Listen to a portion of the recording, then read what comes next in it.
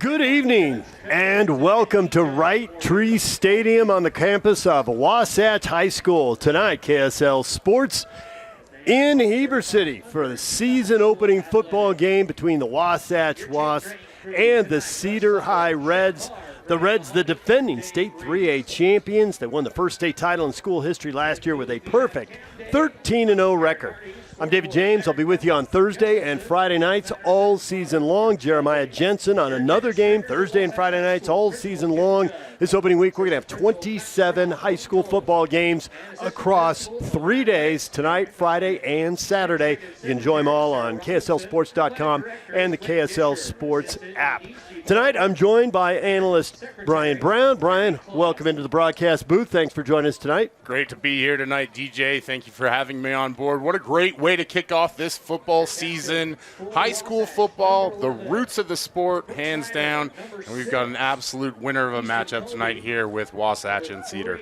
Let's start with our Trucordia players to watch. The season opener, you don't know exactly what to expect, but for Wasatch, we're going to keep our eyes on a rare bird for the Wasps. An experienced senior, Ryan Ball, who starts on the defensive line. He'll back up on the O-line. Honestly, I think he could have started on either one. They just didn't want to play him both ways. But he'll be deployed on the defensive line tonight. They do have other seniors. We'll get to their stories. They've got a senior who played basketball for 2 years and hasn't played recently. When it comes to experienced seniors in the starting lineup, he's it. Yep, it's Ryan Ball. Coach Bringhurst told us before the game, 3 returning starters here, and it's just that senior in Ryan Ball, but also you mentioned Cole Moore, who had been playing basketball, will line up at the wide receiver position, and we'll see a lot of newcomers talent-wise with this Wasp roster, but it is a roster that they believe has a lot of talent and potential.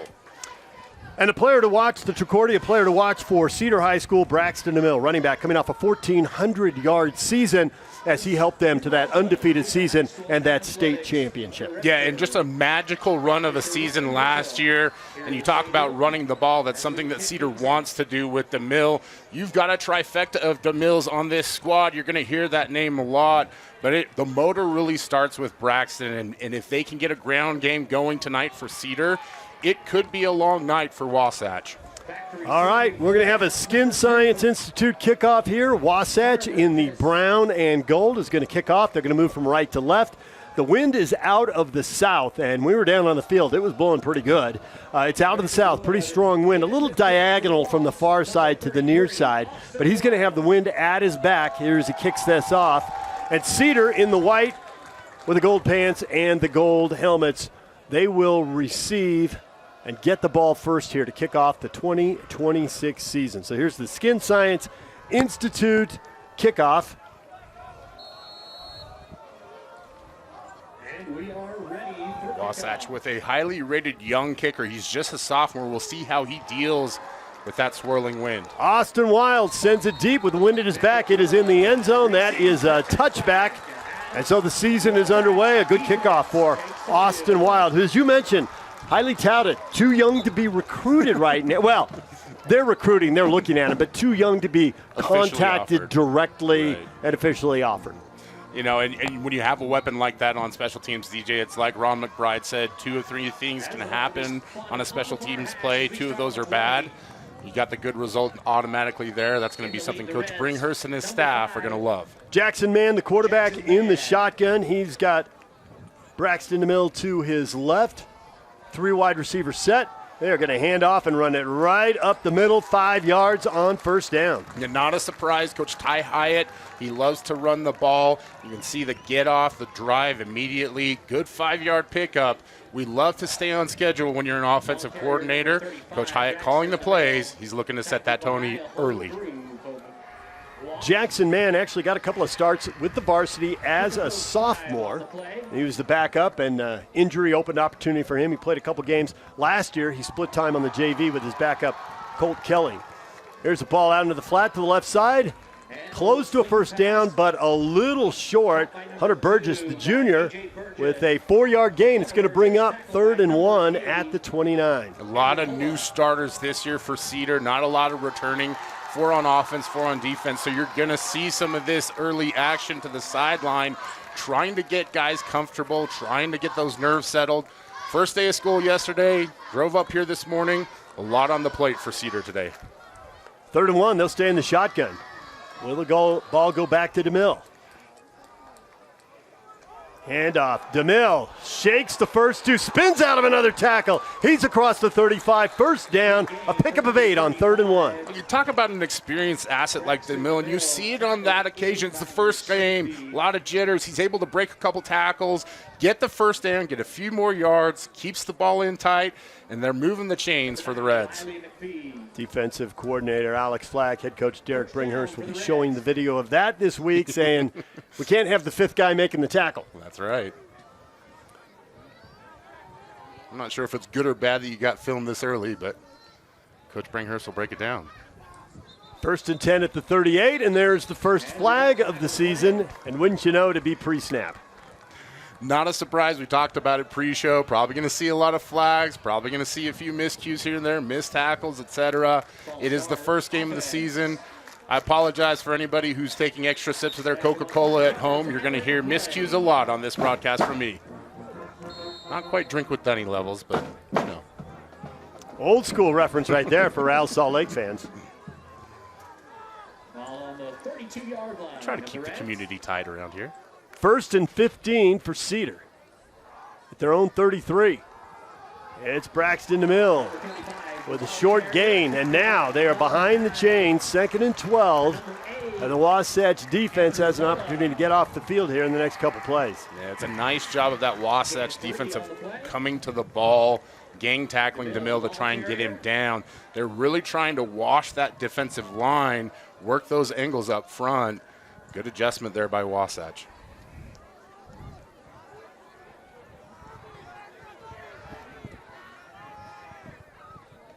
Second and 12 at the 36. Man rolling, throwing, incomplete, on target, but Cutler Tom, the sophomore, couldn't hold on. It's going to be 3rd and long. Yeah, like the call there from Coach Hyatt, one of those timing rhythm plays where the execution doesn't quite line up. They're able to get hands on it, got to secure that catch next time around. You'll live with it for this first series, but now it puts Cedar in 3rd and long, and this is never happy territory for any play caller. Unless you're on defense, I guess. I don't really worry about the defensive guys, though. That was a short pitch and catch. He would have run out of bounds. It wasn't going to be a big play, but he could have gotten about half the yardage. But instead of 3rd and 6, it's 3rd and 12. DeMille in motion. Going to throw it to the other side. Hunter Burgess across the 40, picks up a little yardage, but he's going to come up well short of the first down. It'll be 4th down and about 7. And presumably Cedar is going to punt it away, and yes, to send the special teams out onto the field. And you can see Coach Hyatt being aware of the fact that they're breaking in so much new talent here. Goes with a safe call, wide receiver screen over there, able to generate a little bit of yardage. But again, DJ, you talk about the miscue early on that puts you behind schedule, and it just throws you off. So even if you do have a play script, which a lot of these guys do, it's just not enough to get the job done. Now you got to kick it away. Cody Stevenson punts it away, caught at the 23-yard line. And a short return right there for Wasatch. The Wasps will take over 1st and 10 at their own 28-yard line. We'll take a break and be back with the Wasps' first possession in a moment right here on KSL Sports. Oh, hold up, sweetie. Hospital bills from the accident piled up and insurance company just won't pay for it. Bike's gotta go. After a car wreck, the insurance company wants you to settle fast for less than you deserve. Don't let them. Before you talk to the insurance company, talk to us. Craig Swap and Associates fights to make sure you don't leave money on the table. One call, that's all. 801-444-4444.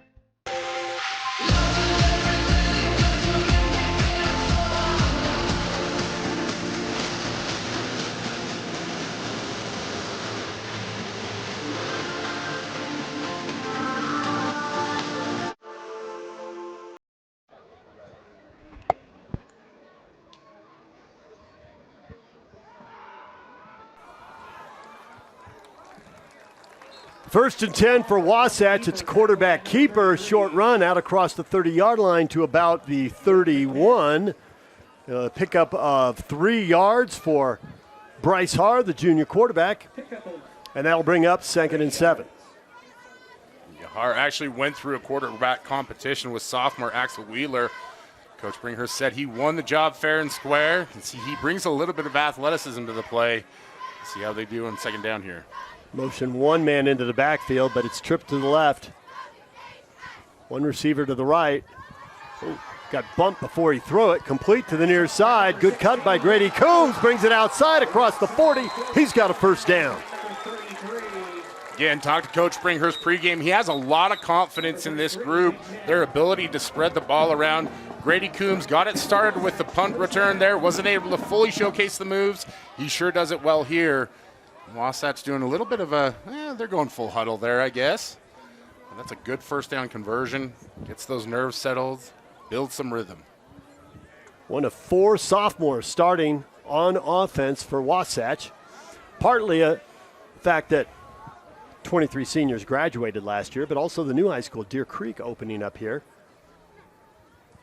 There's a low snap. Good job by Hart to scoop it up. He'll throw complete out across midfield. Cole Moore close to another first down. That'll be a gain of about 9. It's going to be 2nd and 1. Cole Moore talked about him on the opening of the broadcast, came over to the football program, been a basketball player. You can see the versatility. They're running a crossing route essentially with him.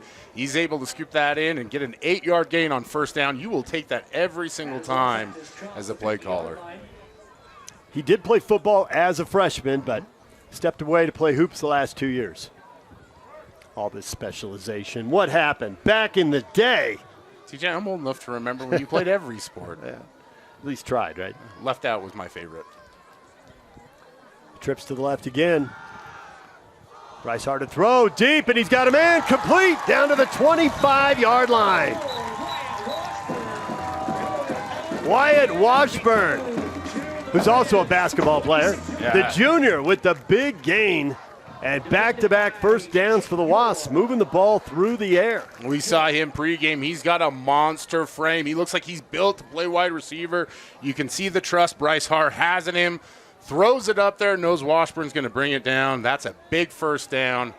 And now Wasatch threatening here. Not quite red zone territory, but we're close. 34-yard gain, 1st and 10 at the 26. Bunch formation to the left. This time they're going to hand it off, and nothing there. Good work by the defensive line for Cedar.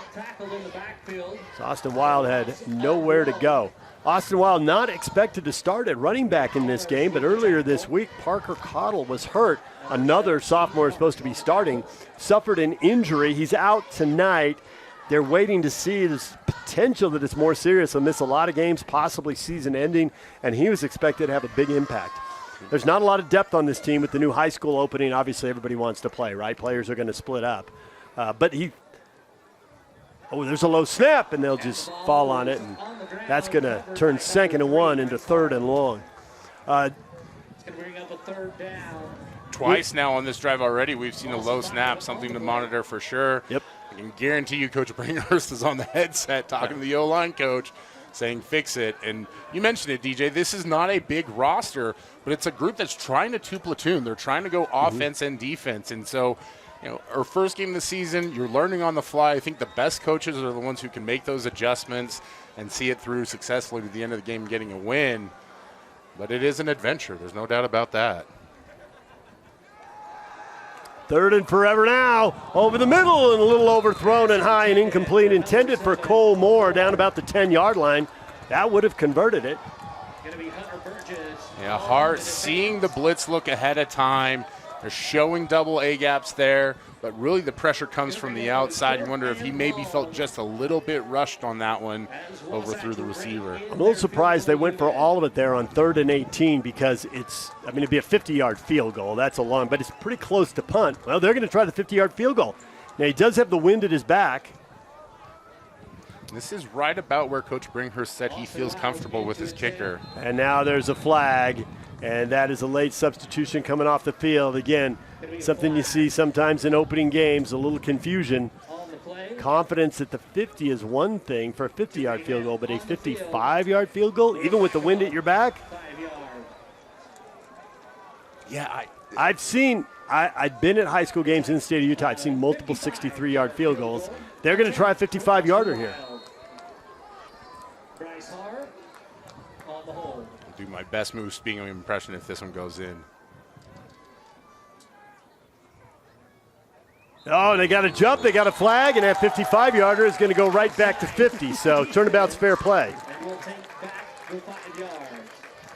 A little chess match there for kids watching at home who don't know what chess is. It's a game we used to play on a board. I believe they have it apps on computers and phones now.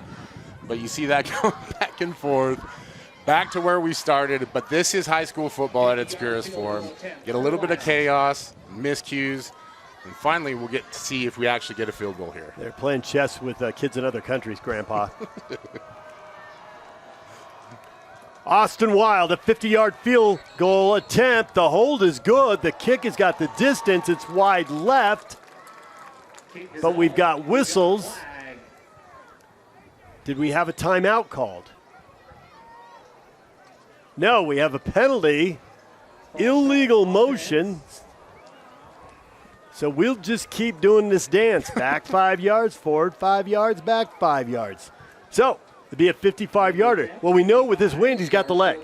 We just saw it, but it wasn't on target. It was wide left. And we'll see if he's got the mentality to make the adjustment.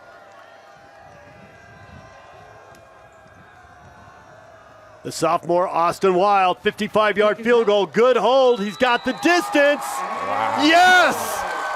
The first points of the year for Wasatch, a 55-yard field goal.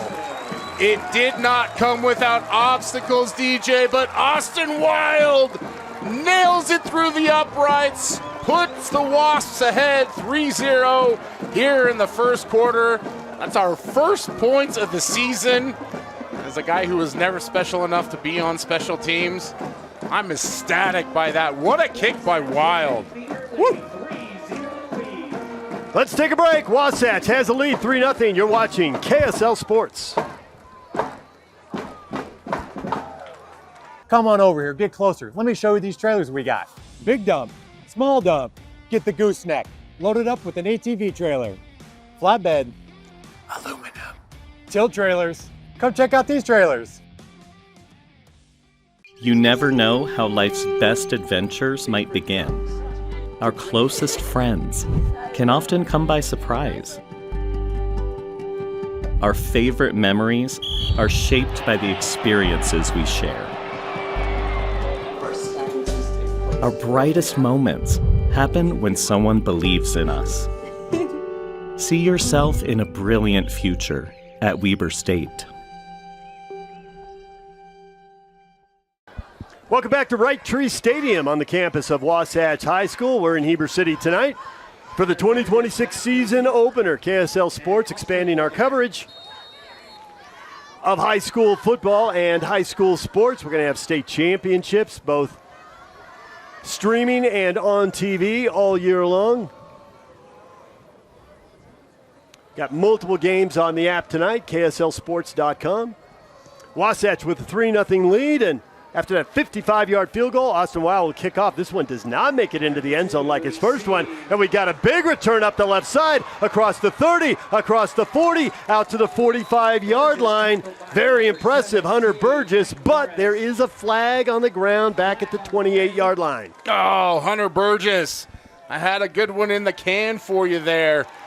Looks like we're going to have a mistake that brings this one back, but what a play by Burgess to read the gap, get outside, cut upfield, and use that speed to pick up the yardage that unfortunately will get taken away by this penalty.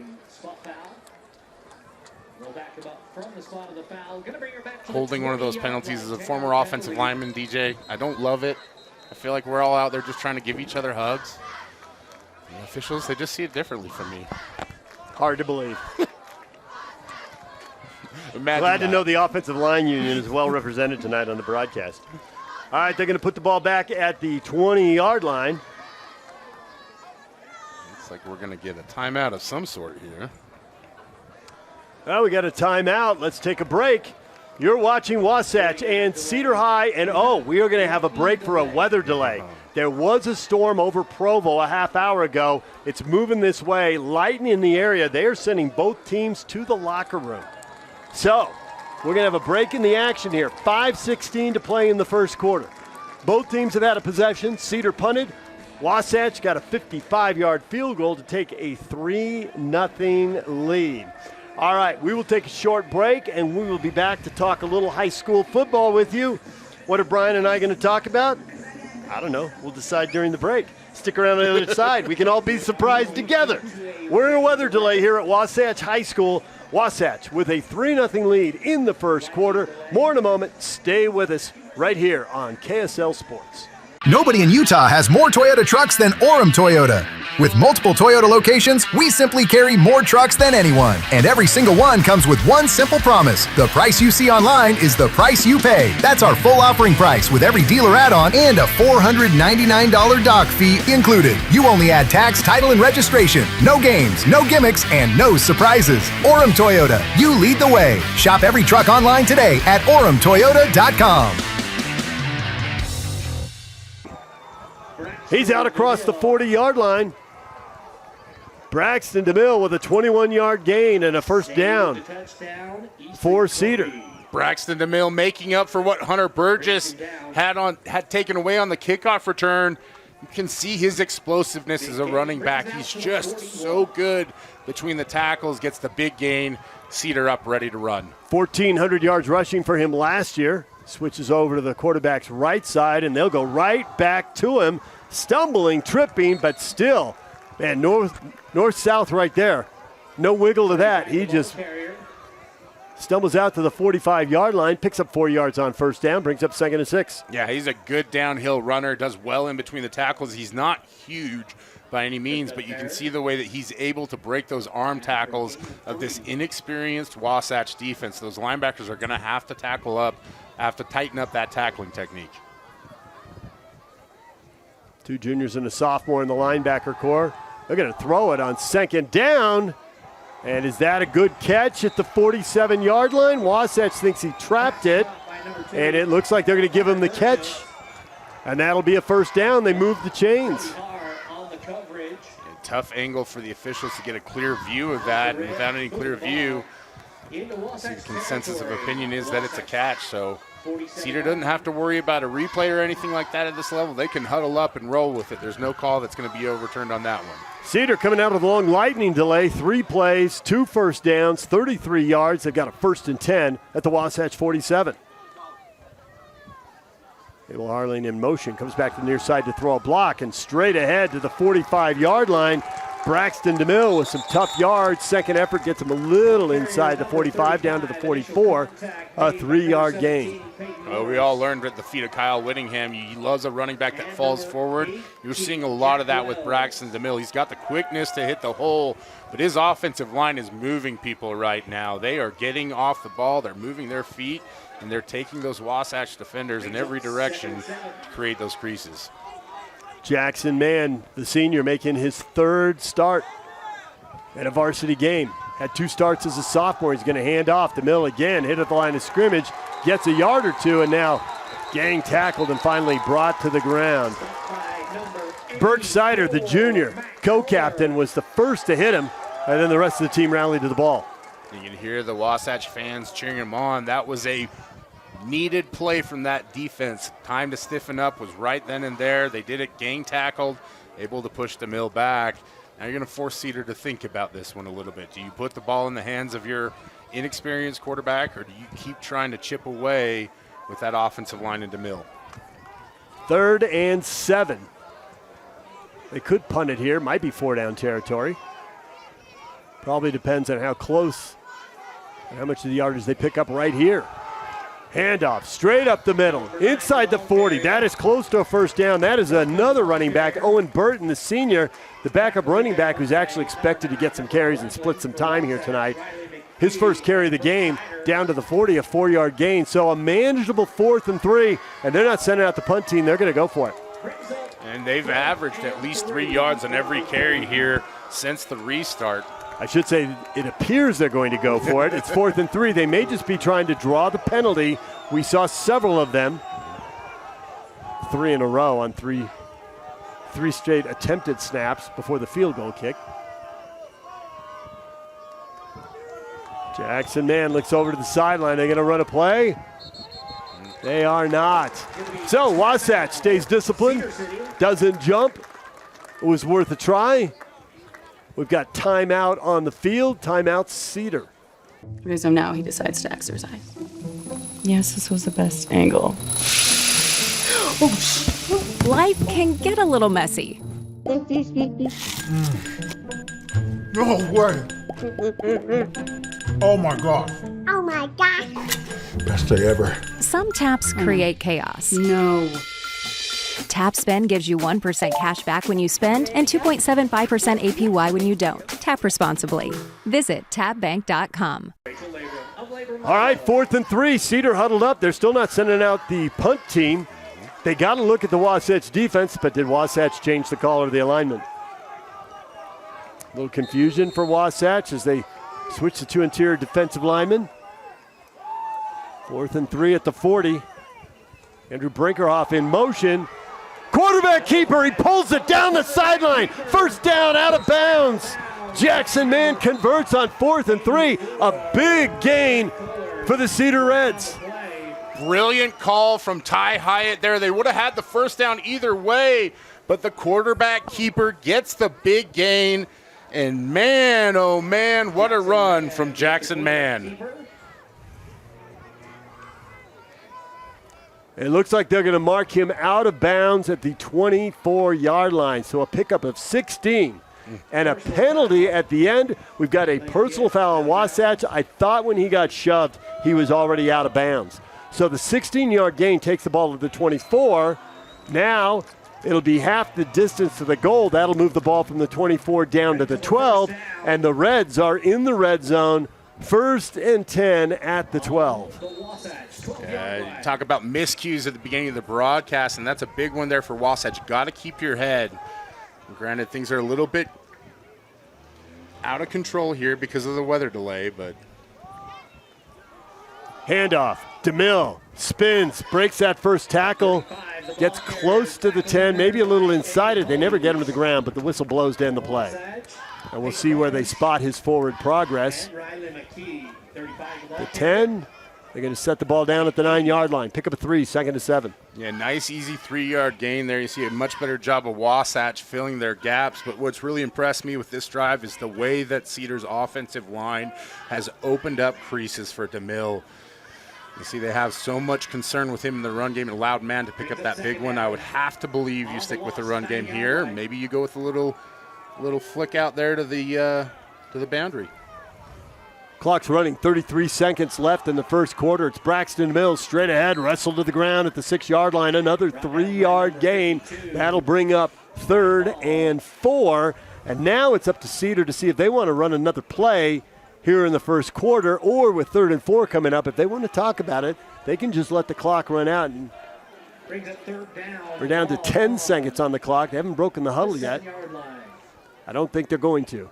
Yeah, I think you're right, and it's savvy move by Coach Hyatt. Well, they break it, but 2-1, 0's on the clock, and there's a whistle, and we will switch ends of the field.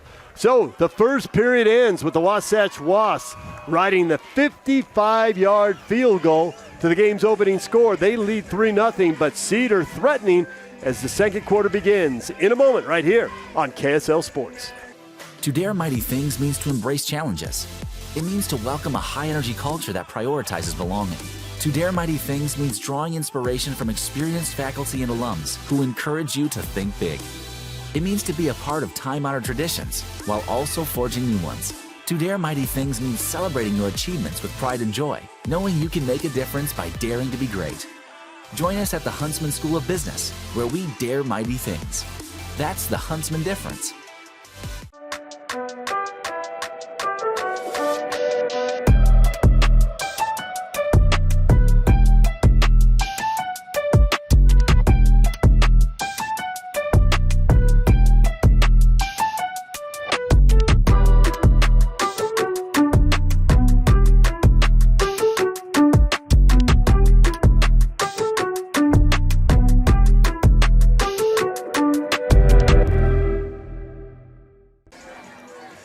Welcome back to Wasatch High. The second quarter gets underway. The Wasps lead 3-0, but Cedar threatening to take the lead. We've already seen him go for it on 4th and 3. They're facing a third down. They're going to mark the ball at the 7-yard line, so it'll be 3rd and 5 at the 7. But if they can pick up 2.5, 3 yards a pop, assuming they have a decent play on 3rd down, I expect to see them go for it on 4th, don't you? And that's the benefit of the situation, right? You can make this play call with the presumption that you've got a 4th down call in your pocket too, if you like. Braxton in the middle of the workhorse running back will, it's a fake the handoff. They'll throw underneath, touchdown. Jackson Mann goes underneath for the first touchdown pass of the season, and Cedar takes the lead. Coach Hyatt saves his best call for when they need it the most. Nice little fake there. Mann with the easy throw, and that is as smooth a touchdown as you'll see. The Reds going up 6-3 pending that PAT. Cody Stevenson in to attempt the try. Swenson on the hold. The extra point is up and good. Cody Stevenson converts, and Cedar takes a 7-3 lead on the first play of the second quarter. Wasatch will get the ball back for their second possession right after this break, right here on KSL Sports. Strong Volkswagen is setting you free. Free from high payments and high interest rates. It's our Freedom to Drive sale. Lease a new 2026 Volkswagen Jetta S from $199 a month. Get rates as low as 1.9% APR. Or save up to $5,000 on select new VW models. Plus oil changes are only $59.95. And every vehicle is backed with our no-charge lifetime warranty. Only at Strong Volkswagen. Break free from high prices during our Freedom to Drive sale. Visit strongvw.com. Hi, I'm Mila. This is my story. I learn anywhere with Utah Online School. I live in Utah, and sometimes I live in Washington, D.C. I go to museums, monuments, and learn history. They are my classroom. Utah Online School surrounds students with a team that helps them strive, grow, and compete at their highest level. I can learn anywhere. Utah Online School, built for focus, powered by support. Visit utahonline.org today. Welcome back to Wasatch High School. Cedar takes the lead on the touchdown pass. Jackson Mann off the play fake to the junior Riker Janes. Janes goes in untouched. Cedar takes a 7-3 lead. 11:54 to go in the first half after a long lightning delay. Cody Stevens will kick it off for Cedar, and that ball just boom to the back of the end zone, a touchback, and Wasatch will take over at the 20-yard line. The question, I think now, is are they going to be able to throw the ball when the conditions aren't as favorable? The field's wet, a little slick. Before the break on the first possession, they converted a 3rd and long. They had another big play down the middle of the field to set up the field goal. And it may not be coming through on the camera too well, but you can see up towards the lights, there's just a faint hint. It's raining. Coming down. Yeah. The water's still falling. They can wipe the ball off, and it'll stay dry for a few seconds, and by the time you throw it, it's wet again. But we haven't really seen Wasatch establish the run game. We'll see if they start out here. They're going to hand it off straight up the middle. Nothing there. Excellent work by the Wasatch defense. They shut that down in a hurry. Yeah, great job by Evan Forrester, the defensive tackle. Sheds his block, makes the tackle there. And this defensive line, I have to brag a little bit, coached by a former teammate, Aaron Poha. They came to play. They're here to stop the run. Senior Evan Forrester with the stop for Cedar. Wasatch going to try again here on 2nd and 10. 5 receivers, no back. Quarterback draw. First down. Almost to midfield. A huge gain as Bryce Hart keeps it and goes for 29 yards. Bryce Hart scampers for the first down and more. We talked about it in the pregame. His athleticism is a weapon. Wasatch showing it there. That's going to loosen up this defense. And even more than that, DJ, gives them an opportunity to do what they did so well in that very first drive, which is throw the ball. Hart has Austin Wild behind him. Trips in a bunch formation to the near side. 1st and 10, they'll run it right up the middle. Broken tackle, Wild bounces it outside, and they finally get him over to the sideline. But a nice game. 9 yards after contact. And that would bring up a 2nd and 1, except we have a flag down at the 48-yard line, and Wasatch is backing up. Yeah, I wonder if this one's going to be a hold. And there's the confirmation from the official. It's a shame that that one gets wiped off. Parker Cottle not able to go tonight for Wasatch, but you're seeing Austin Wild stepped up, did a nice job. You just hate to see a big run like that negated by a penalty, and more so digging yourself deeper into a hole now that you didn't have to be in. 10:38 to go in the first half. Wasatch with a 1st and 20. And they're going to throw it, and there was a ball that could have been caught, but Cole Moore just can't hang on to it at the 45-yard line. That would have been a nice game. They could have gotten the penalty yardage back there for sure, maybe more. Yeah, Cole Moore had plenty of space, and the former basketball player now playing football just bobbled that one a little bit, almost bobbled it in the hands of a Cedar Reds defender, but another low snap, DJ. We saw that a couple times during that first drive. Something to monitor because that can always disrupt timing even just a little bit. 2nd and long. They're going to go back to the quarterback draw. This time Cedar reads it a yard, maybe 2, as Bryce Haar is brought down pretty quickly. Yeah, fool me once, shame on you. Cedar Reds weren't going to be fooled twice on that one. Contained it well, no gain essentially, and now Wasatch forced with 3rd and super long. We'll see what they decide to do here. You're at good enough field possession where you could probably just try and pick a little bit out and kick it away, but I don't know if you really want to take a shot this early. Officially, that's no gain. It's 3rd and 20 for Wasatch at their own 38-yard line. And a flag. And Wasatch is going to be looking at a 3rd and 15 here momentarily. That's always a good way to get it back. If you can get 5 yards the easy way, it changes up your play call just that much. When we saw that little slant route to Cole Moore, you could call that easily here and potentially pick up the 1st down. The rain continues to fall here at Wasatch. Will the Wasps be able to throw the ball in these conditions? 3rd and 15. Rolling out, throwing, low and safe, but that's skipped in. Better to underthrow and take the incompletion to overthrow and get it picked off. It was intended for Grady Coombs. The sophomore went to the ground, but the ball never got to him. He had no chance to make that catch. He was a little short of the marker. It would have been about 4th and 3 or 4, but now it's 4th and 15, and Wasatch is going to punt it away. Yeah, Hard never really had a clean pocket there, and like you said, better to throw low, live to play another play, and we'll kick this one away. But again, Wasatch, late man running onto the field. Those are the kinds of mistakes they got to clean up. Running back Austin Wild also handling the punting duties. Rolling out for the rugby punt. Fair cut at the 17-yard line. And Cedar will start there as Hunter Burgess able to hang on to that ball. We talked about catching passes in these conditions, but good luck catching a punt. He did it. Cedar will take over. They've got the ball. They've got the lead 7-3, 9:36 to go in the first half. We're back in a moment. You're watching high school football on KSL Sports.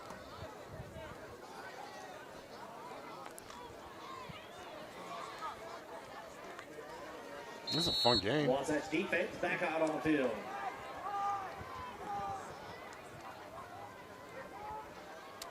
Welcome back to Wasatch High School. Cedar, 1st and 10. They're going to hand off right up the middle and out across the 20. About a 4-yard gain, I think, for Braxton DeMille as they continue to feed the workhorse. Now, they will give Owen Burton some carries, and we've seen him be effective in his one opportunity here. That's 4-yard gain. It'll be 2nd and 6. Yeah, and why wouldn't you go back to Braxton DeMille? He was fantastic on that previous drive, and you saw what he does with this young defense. He gets them thinking run so well that anytime you can go with a fake or a play action, it was pay dirt.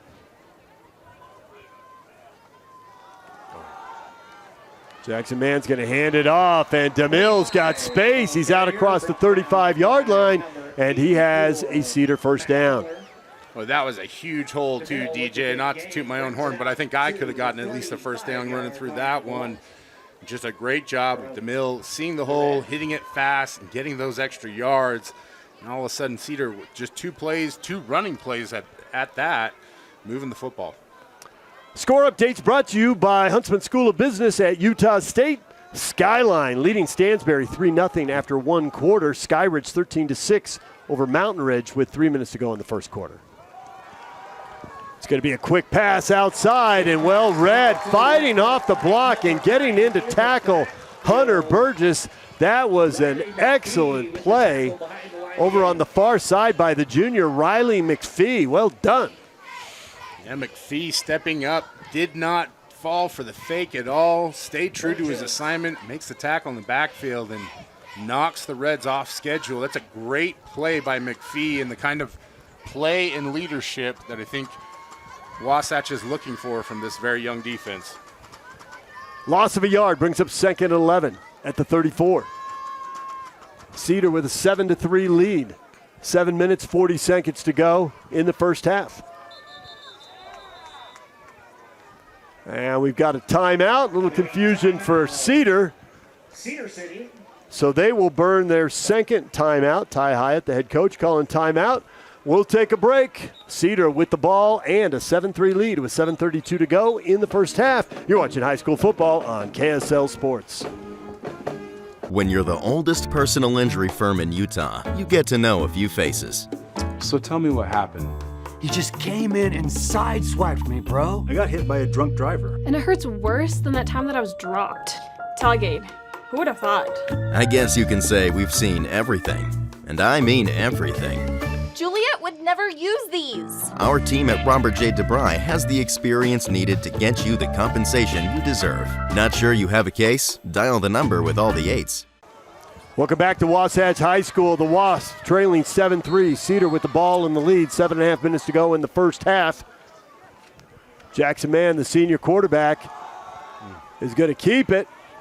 And he's not going to get very far. Back to the line of scrimmage, maybe a yard, but it's going to be 3rd and 10 for Cedar. The QB draw worked on 4th and 3 on the last possession, set up the touchdown. Yeah, two inexperienced teams, but you're seeing them learn and evolve on the fly. Wasatch learning from those earlier errors to stay true to those keys. Watch the football. Make sure you're not buying on the fake just because a guy's been getting downhill on you. Able to wrap him up on that one, although I will say there was quite a hole there on the backside.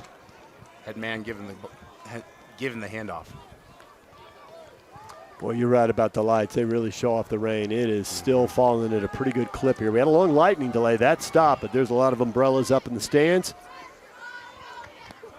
Cedar on 3rd and 10 to throw. Jackson Mann steps up, takes off, 40, close to the marker on the far side. Did he get it? It looks like they're marking him short at the 44. And it's right in front of the Cedar bench. I don't see them complaining. I think it's a good spot. It's going to be 4th and 1. Now they went for it on 4th and 3, but they were across midfield.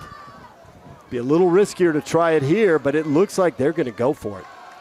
Yeah, I think what your mindset is that you've had success in the run game. You've been able to pick up 2, 3, 4 yards almost every single time. Why not get into the hands of Braxton DeMille? Or if you have something in the bag, which Coach Hyatt has, do that. They've got one timeout. They're not going to draw them off. They're going to hand it off. No, it's QB keeper breaking one tackle, but getting dragged down. Jackson Mann does not get the first down. Wasatch holds. DC Alex Flack has got to be thrilled for that one with Wasatch Wasps. They read it the entire time. Not fooled on the fake. They wrap up man, drag him down for a loss. And even bigger than that, turnover on downs. 3 guys coming off their blocks to make that play. Burke Sider, Austin Wild, a couple of the guys celebrating that.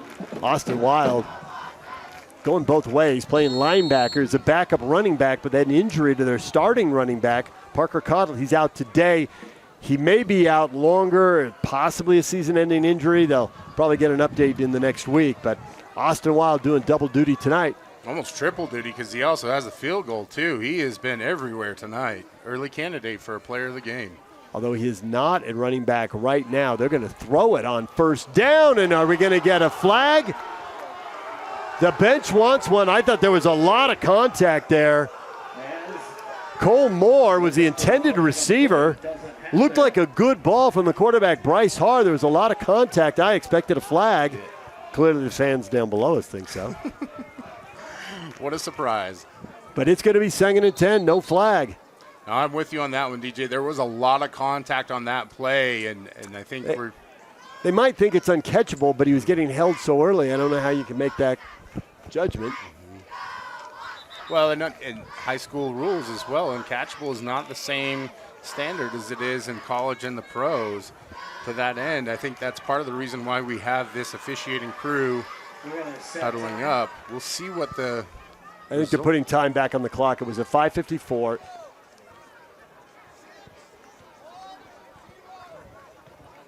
Oh, 6:50. That puts about a minute back on the clock. Well, the clock says 6:10. 8 second and 10. So, did he say 6:50? I think so, yeah. And no, it's at 6:10. So, good reminder, it's the first game for the clock crew, too. 2nd and 10. Quick pass for Wasatch, complete.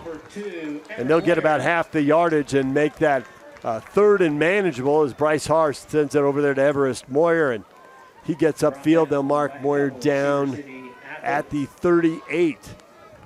So a 3rd and 5 in what is potentially 4-down territory. The wind is still blowing. In the first quarter, we saw Austin Wild convert a 55-yard field goal with the wind at his back. This would be into the wind, and it's a 55-yard field goal if they don't gain anything here on 3rd and 5. Bryce hard to throw. Right at the first down marker on the far side. Is it complete? Pass intended for number 34. That one it is incomplete. High. Yeah. You see Hart rushing that one just a little bit. There's no more drizzle going on out there, DJ, but you have to know you have to believe that it's in the back of his head. That ball is wet. It was a little high, not able to hit his receiver. And now the question comes, is this at a point where you want to go for it? And it looks like Wasatch is going to do just that. That was Braxton Sandoval. They have 3 sophomore running backs. Parker Cottle is hurt. Austin Wild has been playing running back, but he's also a linebacker, and Braxton Sandoval is in at running back on this drive. 4th and 5, low snap. Bryce hard to throw, complete. First down to the 21-yard line. Cole Moore with a big catch, and they convert. Sometimes the best offseason acquisitions, the kid playing basketball in the gym. Cole Moore has become the go-to receiver for this Wasps offense. Converts the catch and more. Big first down pickup for Wasatch. 22-yard gain on the play. 1st and 10 for Wasatch at the Cedar 21.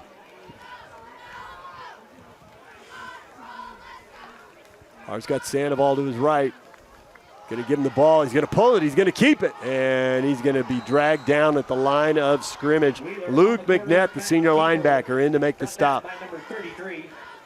You see the coverage here from Cedar. They're really concerned about those guys on the outside, making sure they have blanket coverage. And Wasatch wisely tries to run the ball. Kerr just kind of misses the cutback lane on that one and runs into a slew of Cedar Red defenders there. 4.5 minutes left in the first half. Cedar leads 7-3. Wasatch with a 2nd and 10 at the Cedar 21.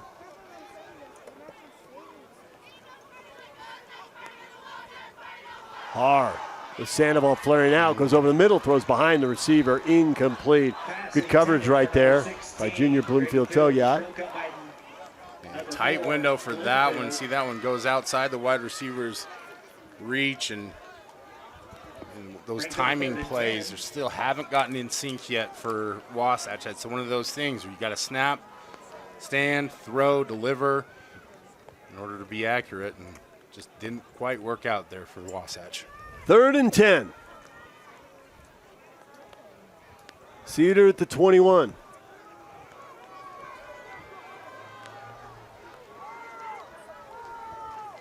Empty backfield.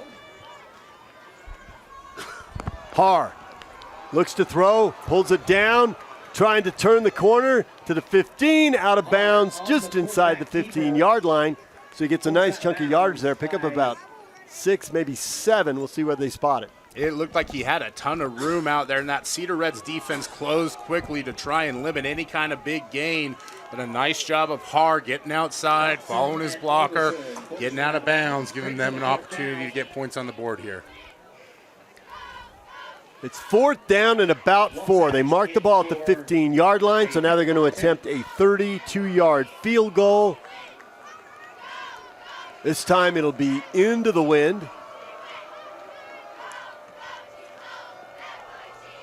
Snap is down, the kick is up, and it is good.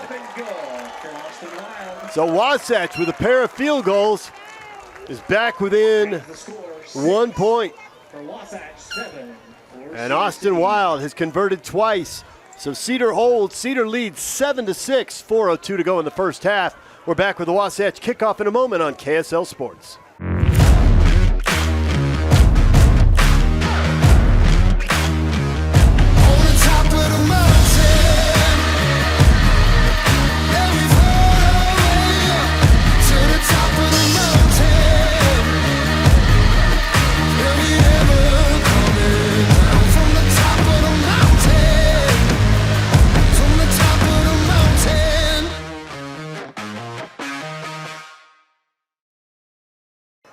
Welcome back to Wasatch High. The Wasps with the field goal. They now trail 7-6. They'll kick it off to Cedar. We'll see if Cedar wants to build in their lead here with 4:02 to go in the first half.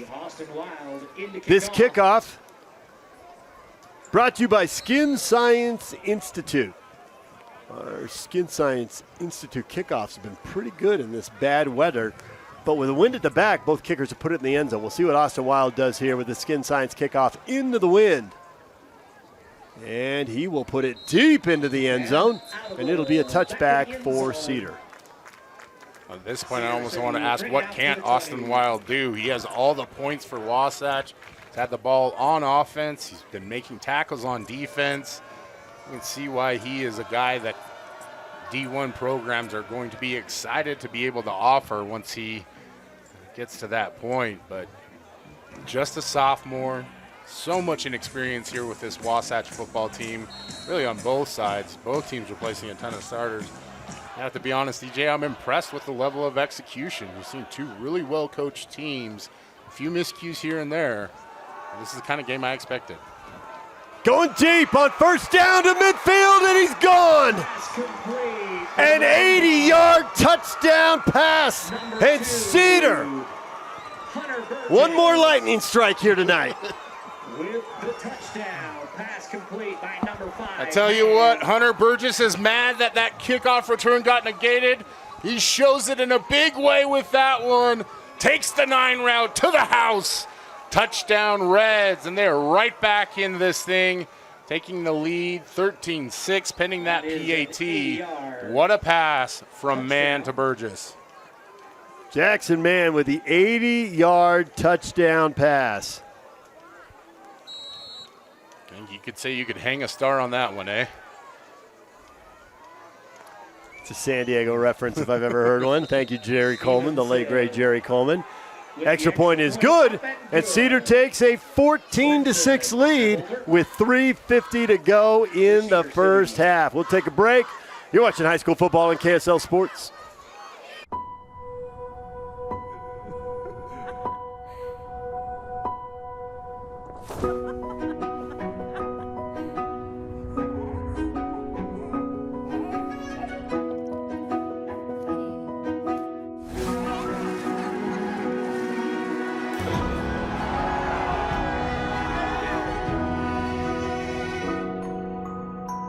Where life grows, home begins.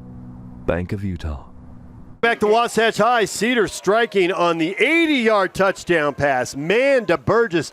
Burgess not only making the catch in the rain on the sideline, but getting hit, keeping his feet, staying in bounds, and then taking it to the house. And speed to outrun the defender and the rest of that Wasatch defense. Great catch, great throw. Huge play. Cedar's Cody Stevenson with the Skin Science Institute kickoff, and this one will not be returned. It lands in the end zone, and Wasatch will take over. 1st and 10 at their own 20-yard line with 3 minutes and 50 seconds left in the half.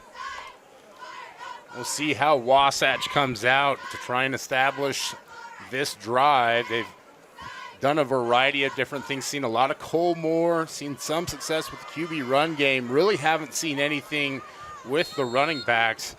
Outside of one play with Austin Wild that was called back for the hold, you have to wonder if maybe they try to get something going on the ground here as we see the drizzle start again. Bryce Harr takes the field. Bryce Harr, quarterback for Wasatch.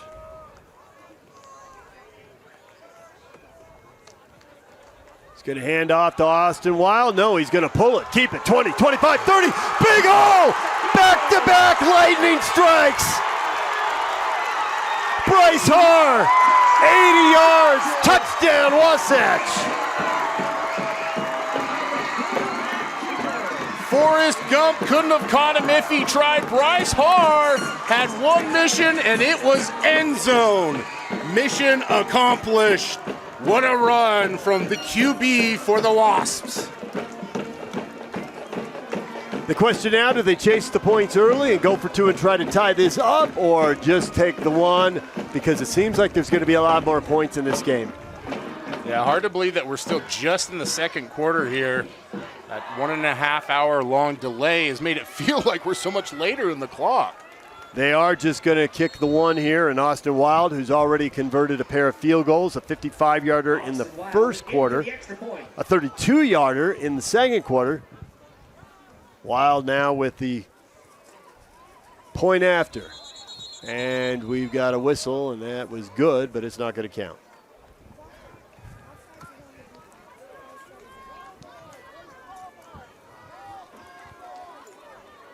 At this point, the fun part is guessing what the penalty might be. We've seen pretty much everything so far. A lot of procedural stuff as to be expected.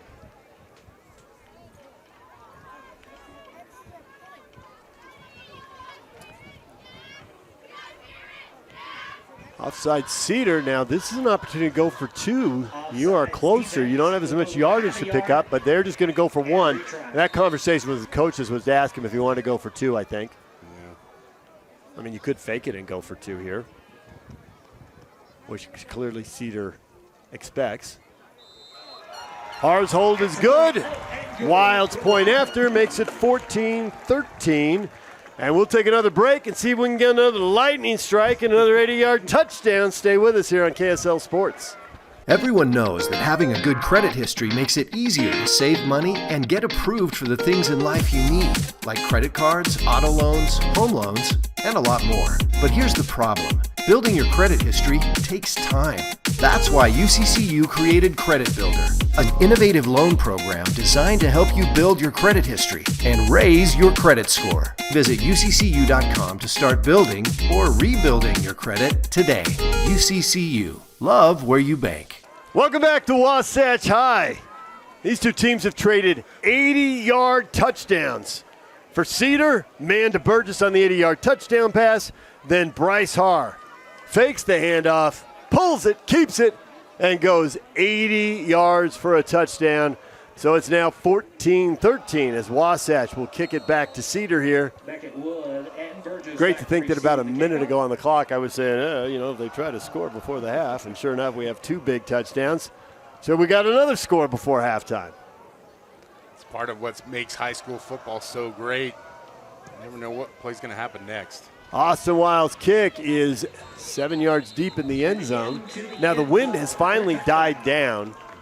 Earlier in the second quarter, it was still blowing the flag in the north end zone, but the flag now is just hanging right on the pole. It's not even moving. Yeah, we're not getting that steady drizzle like we were earlier. I'm sure we'll get patches here and there. Look up in the lights. Oh, there you go. Okay. Yeah, the water's still falling, but the rain and the lightning have stopped.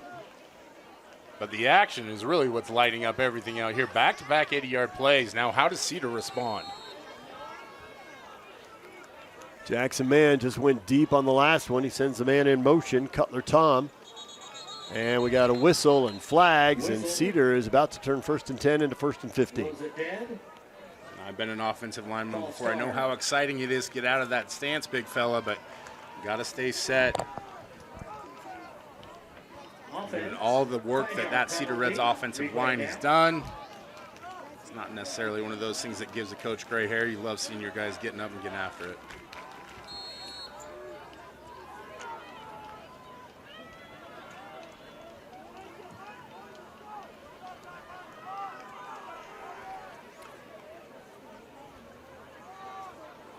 First and 15, a handoff.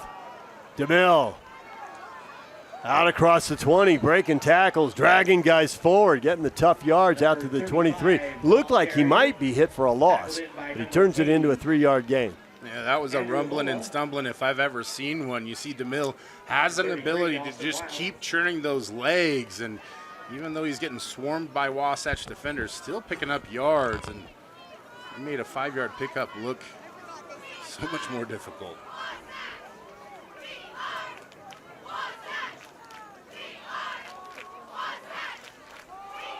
Hand off to DeMille, big hole, 25, 35, out across the 40. First down as DeMille runs right up the middle. And Riley McPhee with a likely touchdown-saving tackle on that one because DeMille had nothing but green grass had he been able to evade McPhee. Nevertheless, Cedar out and driving again and just running the football down the middle of that Wasatch defense. Clock is a factor, 2:35 to go in the first half. Cedar's got 1 timeout left, they've used 2. First and 10 at the 40, right back to Braxton DeMille, 45-yard line. Stood up at the 46 by half the defense. They can't get him on the ground, but they get a whistle with the lack of forward progress. They're actually going to mark him closer to the 47, so 7-yard pickup, 2nd and 3 for Cedar. Yeah, a little change up there with the gap scheme. You see guard trying to pull, and DeMille still able to get yards and churn. I think more than anything what they've been able to do is just keep this Wasatch group guessing, and they're still trying to find a solution to this run game. Handoff, DeMille, midfield, first down. Into Wasatch territory. They'll mark him down at the 48. Pick up a 5, first and 10 for Cedar. 1:44 left in the half. They stopped the clock to move the chains, and now the clock's rolling again. It's under a minute 40. Cedar playing for the end of the half here, it would look like. They win a lot of no-huddle last year. Now they've got not just a younger quarterback, they've got a much younger team. They may use some more no-huddle later in the season. Might be useful right now. DeMille, the handoff, no. Keeper, quarterback, Jackson Mann to the 45. He's brought down. 1:11 on the clock. And now we got whistle stopping the clock. Brought down by number 11, Burke Sider. Flag on the play. Okay, flag down on the field out there. Holding. So Cedar's been keeping it on the ground after hitting on the 80-yard touchdown pass on the last possession. But now down and distance is going to force him to air it out. Coach Hyatt's going to have to make a decision here, right? You can't just keep running the ball. Use the timeout already, so you only have 2 of those in your pocket. 1 of those left, right? They move the ball back to the 42-yard line. The holding penalty sets up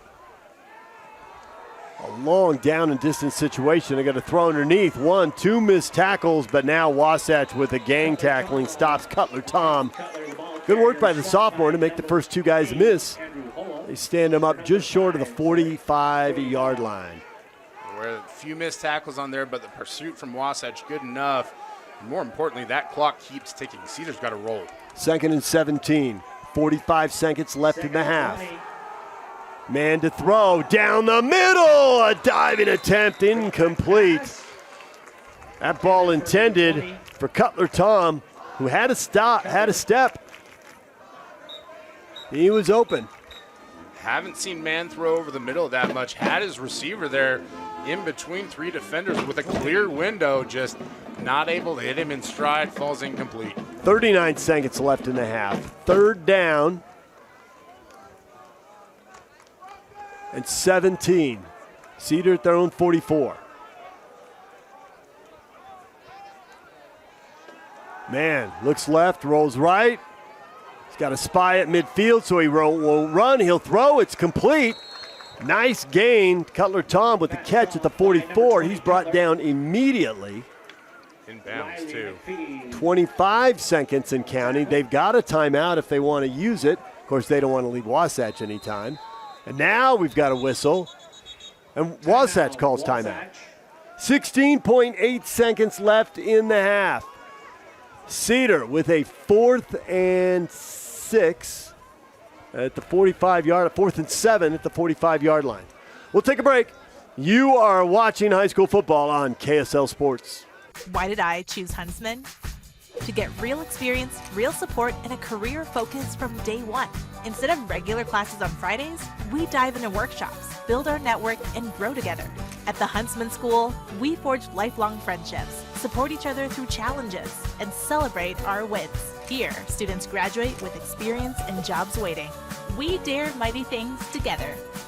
That's the Huntsman difference. Learn more at huntsman.usu.edu. Okay, so now he decides to exercise. Yes, this was the best angle. Life can get a little messy. No way. Oh my God. Oh my God. Best day ever. Some taps create chaos. No. Tap Spend gives you 1% cash back when you spend and 2.75% APY when you don't. Tap responsibly. Visit tapbank.com. Welcome back to Wasatch High. Cedar facing a 4th and 7 at the 45 with 16.8 seconds left in the half. Brian, you bring up the question, why would Wasatch call timeout? To me, there's two possibilities here. One, they didn't like the way they were lined up, and they were afraid they'd give up the 4th and 7. Or two, they want the ball back and have a chance to throw a Hail Mary. Yeah, and you've got those big receivers in Washburn and Moore. Why not go for one more play? 4th and 7 for Cedar at the 45. Clock will stop on the change of possession if they don't get it. Jackson man to throw. He's got time, but nobody open. Now, hit as he throws it, it's intercepted. And Wasatch takes over at midfield with 8.2 seconds left. Wasatch with the first takeaway of the game. Smart timeout by Coach Bringhurst, gets the turnover. They had him in the grass regardless. It was going to be Wasatch's ball. Great job by that defense to pick it off and now give their offense an opportunity here from the senior, Ryan Ball. Ryan Ball with the pick. A few returners on this team. Not pretty good hands for a guy who plays on the offensive line, too. Well, he was our player to watch at the top of the broadcast because he's the only senior starting, and he's going to have to make some plays, and he just made a play. 8.2 seconds left. Bryce Hard drops the snap. It's on the ground. Going to be ball on the ground. Wasatch covers up, And that but that will end the half.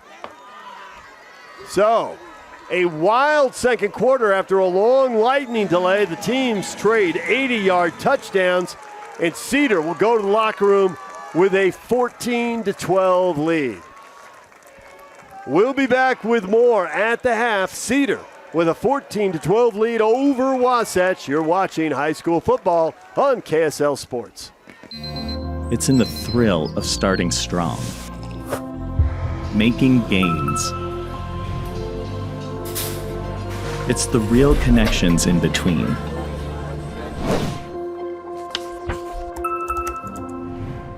It's in the satisfaction of being on the move.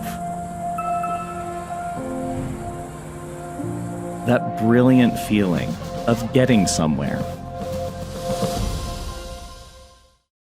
For those who run on grit, who are driven by more, who need a trailer that can keep up, make moves with Trailer Boss. Unrivaled selection, unparalleled service. No comparison. Trailer Boss. Make boss moves. The rain continues to fall. The lightning has stopped. We have about an hour and 20-minute lightning delay. The wind has picked up a little bit. It was dramatic in the first quarter, early in the second. It really died down late in the second quarter. The flag is fluttering again. It's out there, but I don't think it's a big factor at this point. We haven't seen a lot of players slipping on the field. About the only issues, few overthrows here and there and some bad snaps. But realistically, the weather hasn't been as impactful as I thought it might have been. Really only one drop, which realistically you'd probably see one drop and a half of football anyway, so you can't really blame that on the weather. That might just be high school football, if we're being honest. Cody Stevenson with the kickoff for Cedar. The Skin Science Institute kickoff will go to the 8-yard line. Oh, and they fight over it and drop it at the 15, scooped up.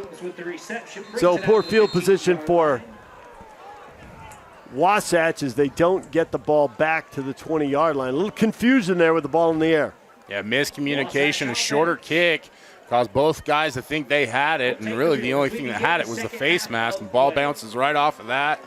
Thankfully for Wasatch, the damage is minimal. They're able to get on top of it, but plays like that, we talked about it earlier. Film review, that's going to be top of the charts right there. So Wasatch takes over, and they will start the third quarter here. First and 10 at their own 17-yard line. Bryce Harr with an 80-yard touchdown run. There's another low snap. He will throw it to the near side, complete to Grady Coombs. Coombs across the 20, out to the 23-yard line. That'll be a pickup of 6. Another big sophomore target here for this Wasatch offense, and even with the disruption of the snap, still able to pick up positive yards. They've found some solutions here for how to move the ball. QB run game, a little bit of that wide receiver screen. Let's see if they can get some downfield action to go with it.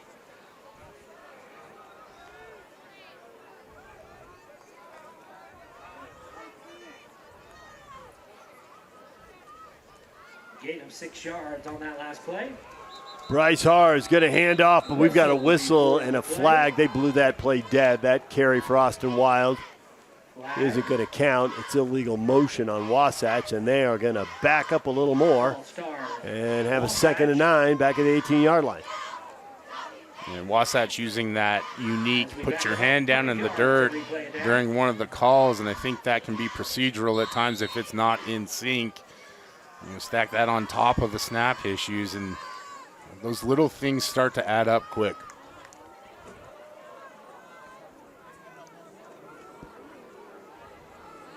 Second and 9 at the 18. Quick throw, complete at the 25, out close to the first down. Wasatch might have just converted on 3rd and long. A good catch, and not a big run after the catch for Seth Kelson, but the 6'5 sophomore did just enough to pick up the first down. They're going to spot it at the 28. He had to get to the 27. So Wasatch in a hole, converts. Great catch by Kelson. Great job by Harr staying in the pocket. A lot of pressure. Turns into a first down.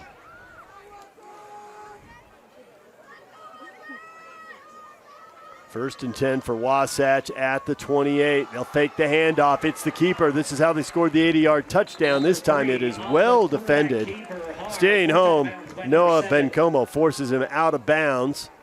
Nice game for Wasatch to get the ball out across the 30. They're going to spot it at the 34-yard line. Well, where are they going to put it down? They're not sure. Yeah, at the 34-yard line. So that's a gain of 6, 2nd and 4.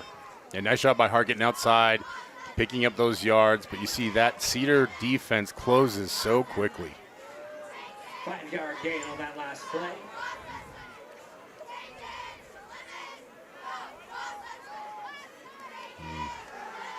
Harr's going to throw, looks at the near sideline, goes back over the middle, but throws it behind Seth Kelson. Uncatchable ball there, incomplete, 2nd and 10. As the referee helps Harr up as he was hit as he let that go. Yeah, Cedar's doing a good job of mixing up their stunts up front and how they're looking. That one, you had a lot of wide techniques. You see the offensive line a little confused as who to pick up, and guys running free. Makes it hard to deliver, and Bryce Harr's done a good job so far, but that's something that they definitely need to clean up. Third string running back Braxton Sandoval now into the game. He's playing because the starter Parker Cottle is out, and Cottle's on the sideline in shorts with his left knee taped up. He's on crutches. Hurt in practice. There's a ball over the middle, and for the second time tonight, Wasatch wants pass interference. I thought that one was clear cut, but they do not get the flag. It looked to me like Cole Moore had a step, and they just grabbed his hips and held on. He definitely did, and Cole Moore has been outstanding all game long at getting open, and that's the only thing a defender can do sometimes. Listen, the officials have a different angle than us, but I'm with you on that one, DJ. It looked like it was pass interference. In for the punt, it's going to be Austin Wild. Wasatch coach Derek Bringhurst talking to the back judge. That is twice tonight. Hunter Burgess. There's the punt snap, and it's high, batted down, loose ball, just kicked off the ground, banana kick, big roll for Wasatch across midfield, and I don't know why they grabbed it at the 48. That was going to roll another 5 or 10 yards. That was something I don't think I've ever seen before. I got to say, get that ball out of there. There is a flag down. I wonder if there's going to be a penalty in roughing. But I don't know that you can rough it after the ball is dropped and hits the ground. Well, was he considered a runner, in which case he can be hit because he didn't pick it up and run with it? It was way over his head. He batted it down, didn't think he had time to pick it up and get the punt away, which I think was actually a really good decision. Yeah, I'm searching through the rule book in my mind. I don't recall any rule that says that you can't kick a ball off of the ground like that if it's a live possession, but I mean, you really have to dig deep into the book to figure this one out. I'm with you on that one. I've never seen that before.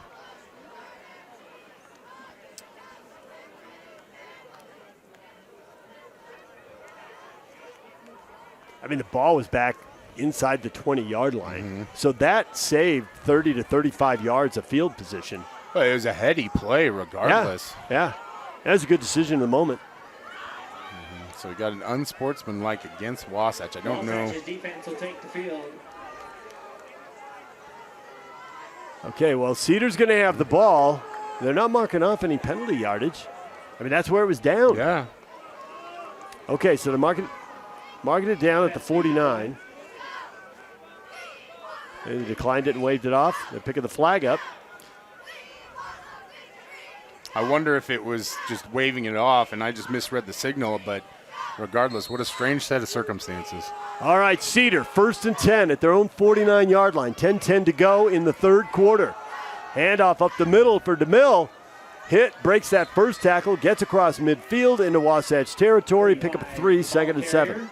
You see DeMille is so good at getting downhill, but it's also patience. He just hesitates just a split second behind his blocker there until the hole opens up, allows him to get 2 or 3 more yards, and it just keeps this offense on schedule. And I know I'm repetitive, but that's so important when you're calling a game. Give him 4 yards on that. It's 2nd and 6 at the 47. And that ball broken up at the 45-yard line. Pass broken up by number 18. Good coverage there by Jack Wells, the sophomore.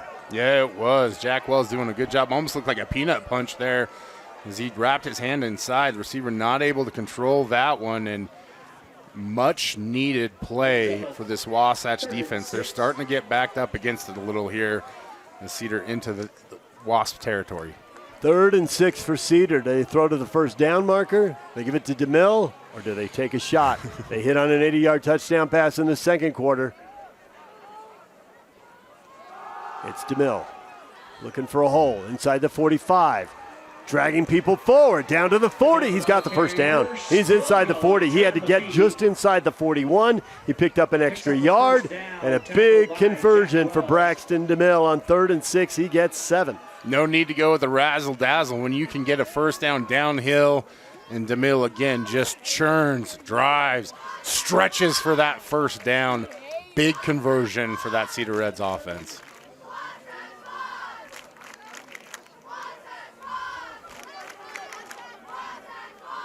Nine minutes to go in the third quarter. 1st and 10 for Cedar at the 40. Man's going to throw, steps up, stays behind the line, and dumps it out over the sideline, and there is nobody there. A lot of green grass, but there was also a lot of green grass in front of him. I like the evolution of a quarterback, right?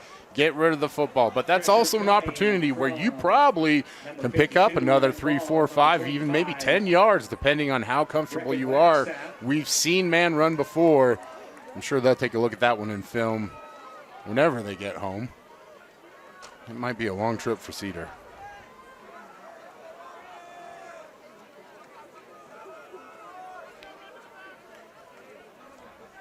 2nd and 10. Handoff. DeMille back to the line of scrimmage, dragging guys forward down to the 36. A 4-yard gain. You watch that play, and it looks like they have him dead to rights, and DeMille just keeps going. Some of that is experience. Some of that is time in the weight room. Some of that is just sheer determination. Again, it puts Cedar into great position here. They have plenty of options in terms of what this call is for 3rd down. You mentioned a long trip home for Cedar.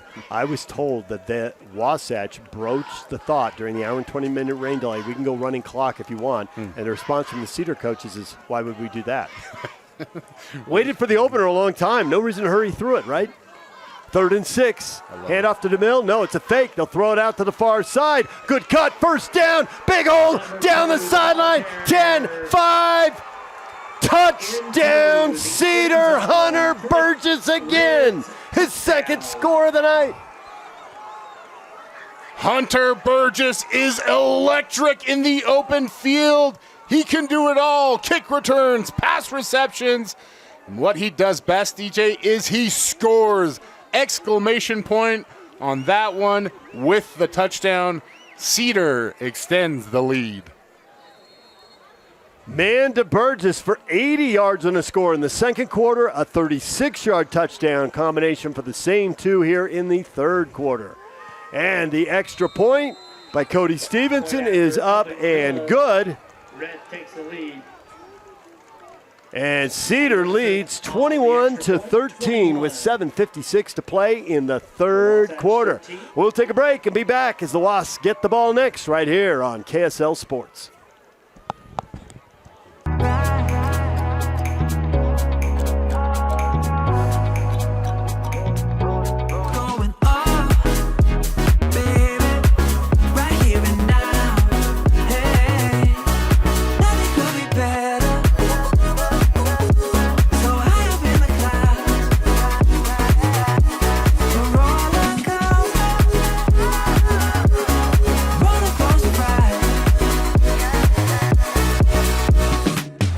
Welcome back to Wasatch High.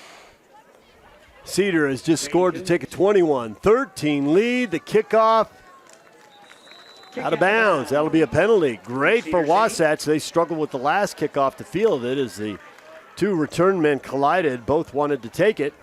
This time, Everest Moyer and Grady Coombs just watched that ball sail across the far sideline. Wasatch will have much better field position this time. Same page. I was about to say that very same thing. Good starting field position, although it really hasn't had as big an impact this game. We're seeing 2 really proficient offenses tonight, but Cedar has had the explosive plays that have given them that lead, and now it's up to Wasatch to try and answer. Wasatch takes the field. 3rd string running back Braxton Sandoval, the sophomore, back in for this drive. As we mentioned at the top of the broadcast before the long weather delay, a lot of sophomores playing for Wasatch. And I think largely they've handled themselves pretty well here. They've stayed in this game, and a lot of them were playing freshman football last year, and now they're sophomores playing varsity football. Handoff, straight ahead, a yard, and that'll be it for Braxton Sandoval. And to your point, the skill positions have been executing nearly in sync, and it's hard to really find any critiques there. It's up front with this young offensive line where you can see some gelling is taking place, right? Run game hasn't been extremely proficient. Few snap issues, few false starts, but overall, they've found a way to get it done. And I think Coach Bringhurst has got to be excited about what things look like going forward.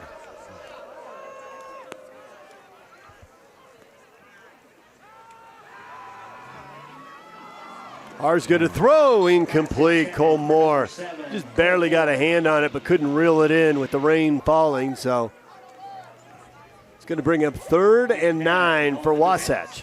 You can see Cole Moore, he's just going to figure this out, and I feel like he can be an electric player for this Wasatch offense. They're looking for him often in a variety of different routes, out routes, slants, deep, everything. And a guy like that, with his size, speed, you start reeling in those passes, he'll become a real weapon.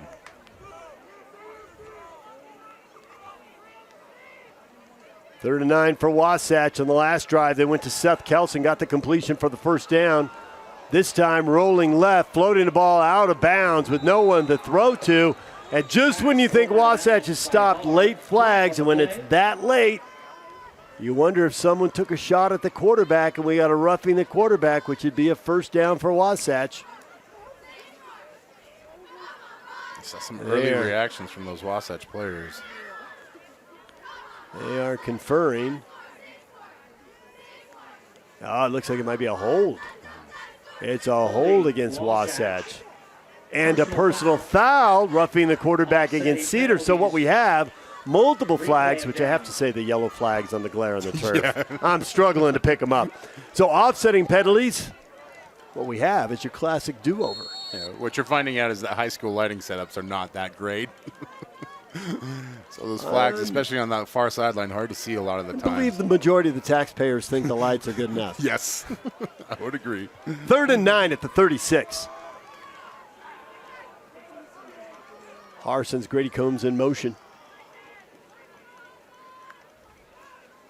Cedar shows blitz, but they come with a 3-man rush over the middle, deflected, incomplete, off the hands of Seth Kelson, who had first down yardage if he could hold on. That was a classic wet ball.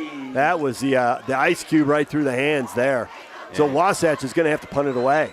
We saw Kelson not able to reel that one in, and almost fell in the hands of Moore as well. And what was just a struggle of a drive ends in what will hopefully be a punt here for Wasatch after last time. You never know what to expect. Austin Wild will punt this away for Wasatch.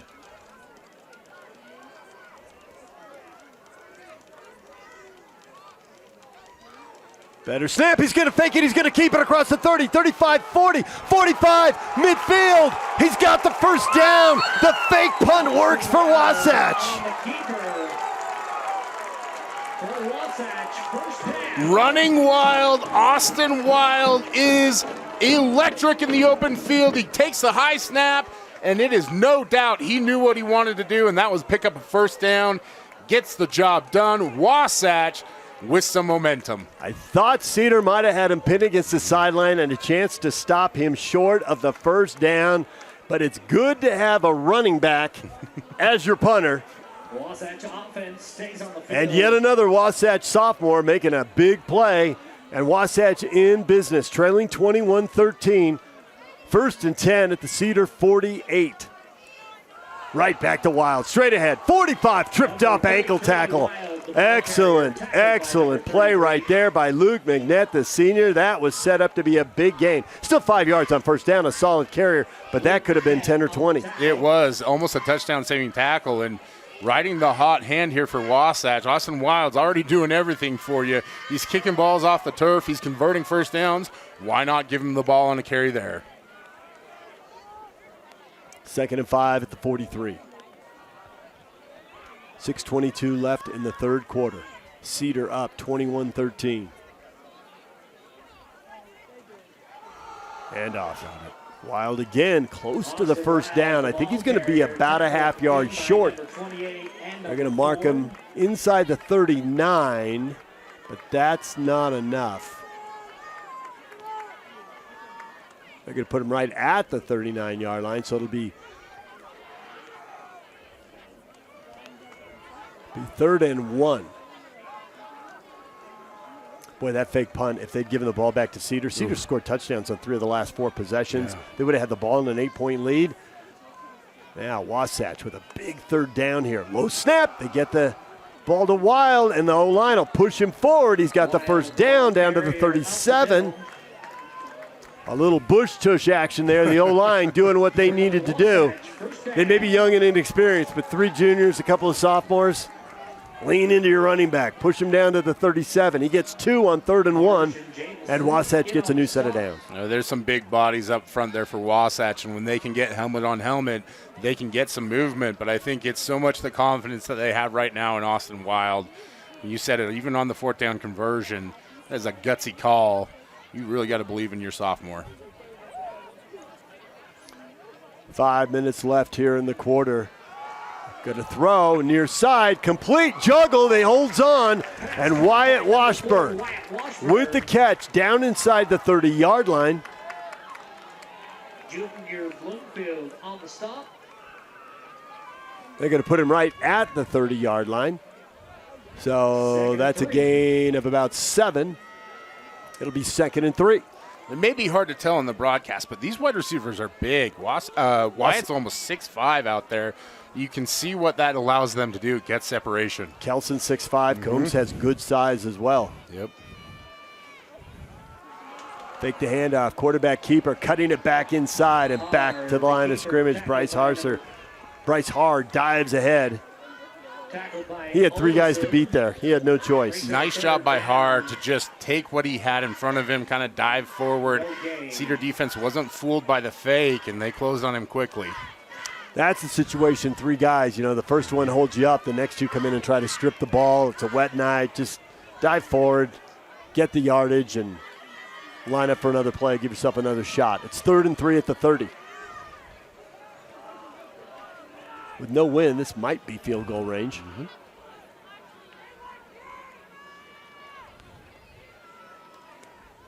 Harr keeping, flag down, 30, 25. Well, if the play stands, he's got first down yardage. The flag across the way on the line of scrimmage, they didn't blow the play dead, which suggests it's probably on the defense, in which case it won't matter because it's a 5-yard gain and it's probably a 5-yard penalty. They might have lined up in the neutral zone. Let's wait for the call.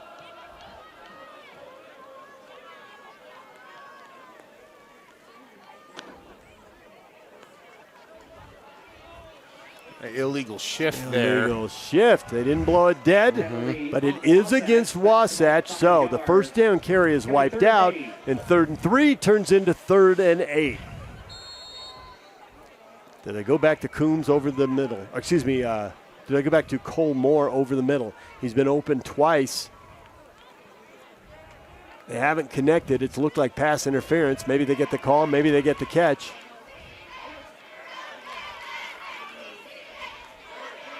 He's inside. They go over the middle. He's got it. Inside the 25, down to the 22. First down.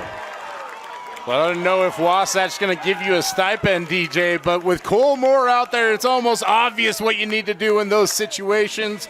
Throw to 7. He gets the conversion and a little bit more, and this Wasatch drive continues. Our producer, Trevor Allen, is giving me a look as if he believes me to be insufferable. That's it. I read that right. All right, first down for Wasatch. They're down 21-13, 3 minutes to go in the 3rd quarter. Hart's going to throw. Ooh. Threw it to the outside shoulder. Wyatt Washburn timing a little off as he spins around a little late to locate the ball. He can't bring it in. The space was there on the sideline. The throw was accurate. It's the timing off by just a little bit. And that's the thing. With a guy like Wyatt Washburn out there who's almost 6'4", he's got plenty of space to catch that ball. You get that timing and rhythm. Even though there are 3 Cedar defenders, that's a big-time completion. 2nd and 10 for Wasatch at the 23. Trailing 21-13. Austin Wild, the running back to the right. Are they going to give him the ball? No. Quarterback keeper cutting it inside. 20 down to the 16. And the quarterback, Bryce Hart, takes a big hit as he goes to his knees at the 17-yard line. Yeah, Bryce Hart, not an elite runner by any means, but does a great job of cutting it back inside. Pays the price for it as there's a bunch of Cedar defenders waiting for him, but keep churning those yards. This drive feels like it's getting longer and longer for Wasatch, and that's a good thing because there are not a lot of Cedar defenders to spell those guys that are out there. 6-yard gain, 3rd and 4. 3rd and manageable here for Wasatch. Wild right behind the QB, steps up to block. They're going to throw to the near side, complete down to the 11-yard line. Wyatt Washburn with the catch, and that, even if they spot it at the 12, is still enough for the first down. They only get to the 13. So he's got the first down. Wasatch keeps, as you said, the drive gets longer and longer. They keep grinding. They will spot it at the 12-yard line. 1st and 10 at the 12. Well, it sounds cliche, but when you're the ones on defense, it gets harder and harder with every play. So if they're wearing down at the end of this long drive, is it a first down run with Austin Wild, who's been effective, the backup running back getting the start tonight. Sure enough, they hand off straight ahead inside the 10 into the pile and falls forward for that last yard down to the 9, so a gain of about 3 on first down. Well, I'm not going to make you give out your gamer tag, but anybody trying to play you in Madden online would get smoked. DJ's got the call down perfectly right now. Austin Wild on first down. Just keep churning. See hands on hips from those Cedar defenders. And again, tick, tick, tick, play after play. It gets harder and harder to get those stops.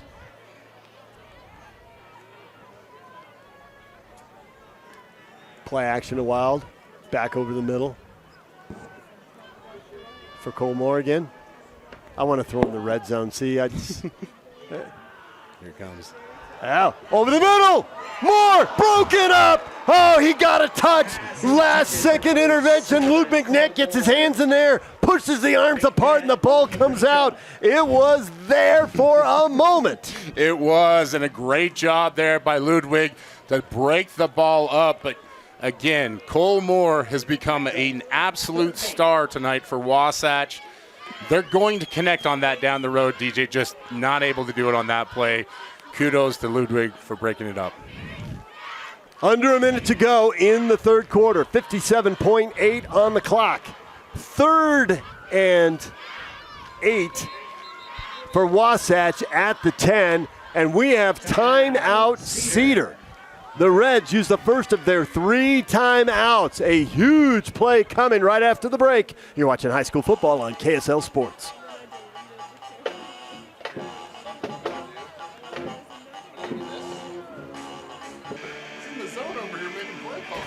He's trying to break my mojo.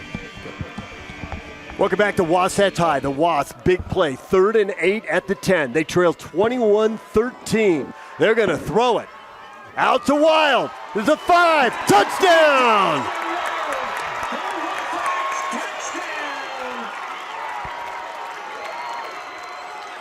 Point Factory, Austin Wild. He has 2 field goals. He now has a touchdown.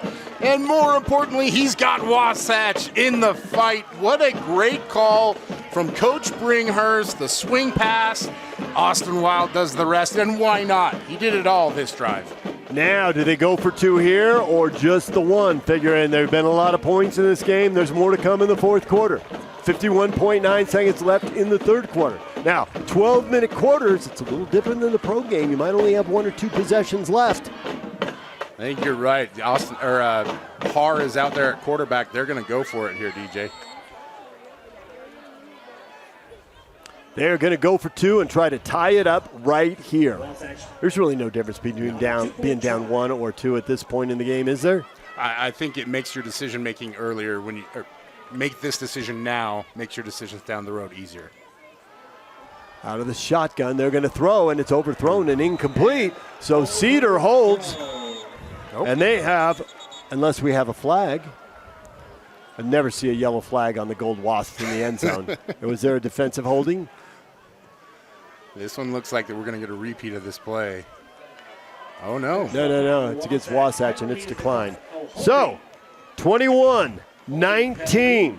Cedar protecting a 2-point lead with 51 seconds left in the third quarter. We're back in a moment. High school football coming your way on KSLSports.com. 51 seconds remaining in the third quarter. The 3A defending state champs, Cedar, a perfect 13-0 last year, leading Wasatch 21-19. Here comes Austin Wild with a Skin Science Institute kickoff. Sends it 6 yards deep. That'll be another touchback. His kickoffs have been great tonight. Cedar will take over 1st and 10 at the 20. Yeah, everything's been great tonight, and people listening at home already know this. I'm a big Austin Wild fan, but interesting decision there to go for it. And what I wanted to explain is that if you go for 2 earlier on in the game, it helps you make your decisions down the road. All the analytics point to this, and so talked to Coach Bringhurst before the game. He mentioned that they look at the data a lot, and they have a lot of data available to them even at this level. You see, that's part of the reason why he makes that decision. But now his defense has got to get a stop. Man leads the Reds out. Flag. Immediately we have a flag here.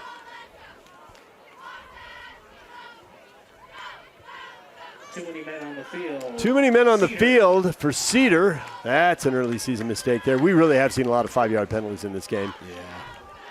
First and 15 for Cedar. At the 15. They're going to hand off. Braxton DeMille across the 20. They got the ball in the lead. They want to get to the fourth quarter and shorten this game. Swarmed again by a whole bunch of tacklers. Good job by Wasatch there to gang tackle him, but DeMille keeps doing what he's been doing all game long. The risk with going for 2 is you do put yourself in a position where if you don't get a stop, you're going to be down 2 scores. And Wasatch really has not figured out the riddle that is Braxton DeMille in the run game, and they've tried a different variety of fits. Nothing seems to work. You just got to keep playing through it and hope that something breaks through.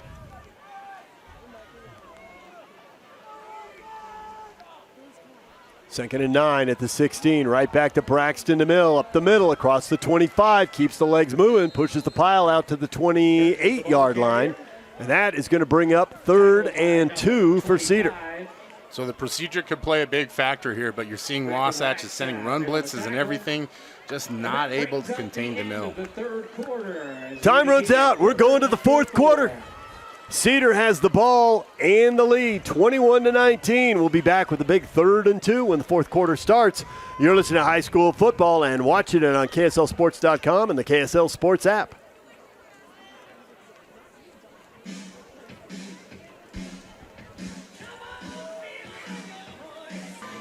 Yeah. Here we go.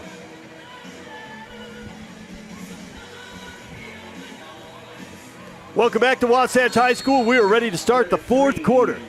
David James and Brian Brown with you. Cedar leads 21-19. They just stopped the 2-point conversion. Can they convert on 3rd and 2? It's an option pitch. First time we've seen that, and it works. Braxton DeMille, another way to get him the ball, and he's out across the 30-yard line. He's got the first down at the 33. And Coach Hyatt has saved some of his best calls for 3rd down when they need it most. Another one that we hadn't seen tonight. But he does it in a way to get the ball to a weapon, and that's Braxton DeMille. And what does he do? Just converts a first down.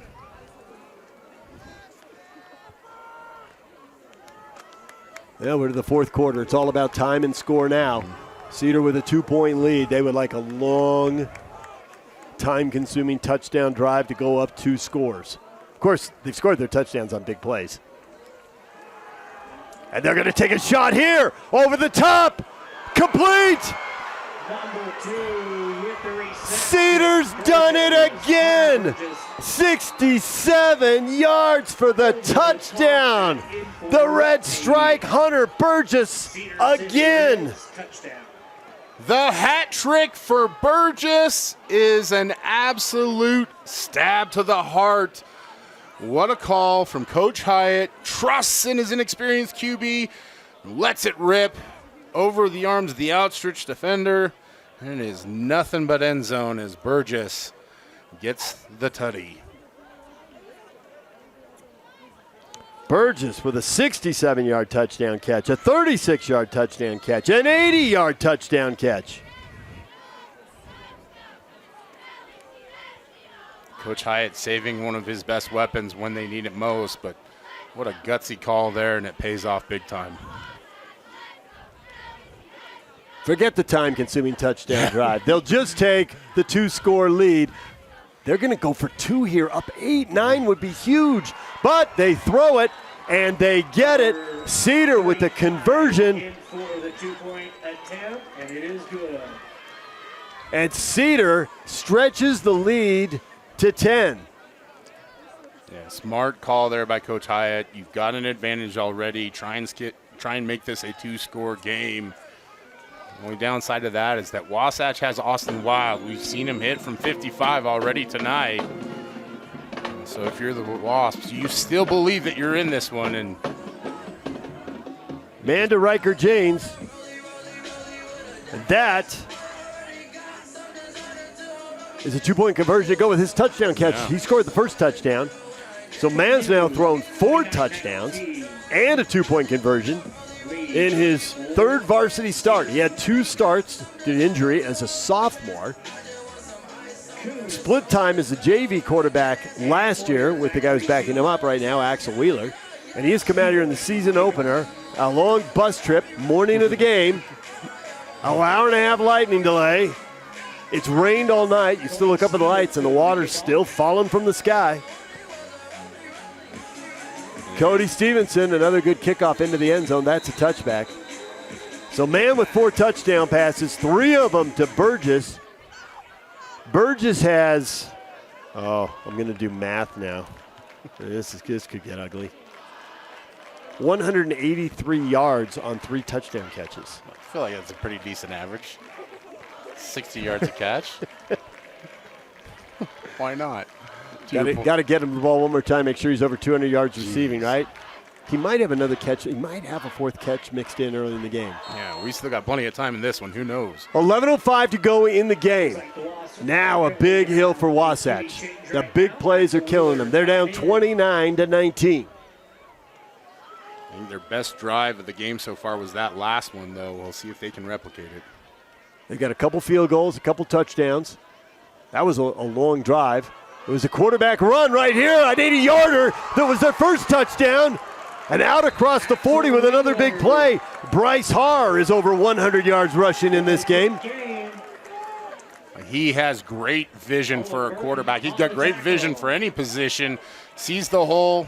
I think that's Axel Wheeler in now. We got to get a look at him. Yes, that was Axel Wheeler with a 21-yard run.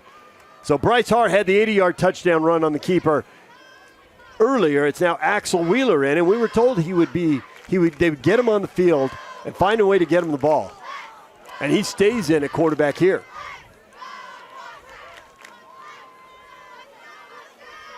Wheeler, low snap. He'll hand it off. Sandoval up the middle. And Braxton Sandoval out to the 40-yard line. We've been mentioning all the sophomores playing for Wasatch. Axel Wheeler is a sophomore quarterback. He is, and we thought. Yeah, just give it to Braxton Sandoval, a sophomore, who's replacing Austin Wild, who's having a big game. Who's a sophomore? They've done this before, just never at 7 p.m. on a Thursday night. But good to see these young kids stepping into these roles. We thought we might see Axel Wheeler a little bit. I have no idea if Harr is injured or what the story is with that. Looks like he's thrown down here on the sideline trying to get warm. Reaching for his hand. I wonder if he has something going on with his wrist. He's showing it to one of the coaches now. And we've got flags. I don't even know which player they can call that on. There were 3 receivers downfield. Obviously some confusion with the snap count. But you switch up the quarterbacks. These things happen sometimes. So 10-10 to go in the 4th quarter. Especially with the young, inexperienced quarterbacks switching mid-game like this. But Axel Wheeler is a very athletic, talented player. I think he's got a bright future ahead of him. As we see Harr down here on the sideline, he is in deep conversation with what looks like a trainer of some sort. It's either his right wrist or right hand. He's holding that lower part of that arm, and I couldn't tell if they were looking at the palm or the wrist. That's his throwing hand, too. He's jogging down the sideline. He's on the track down to the 20-yard line. Wheeler has this drive. He may have the rest of the game.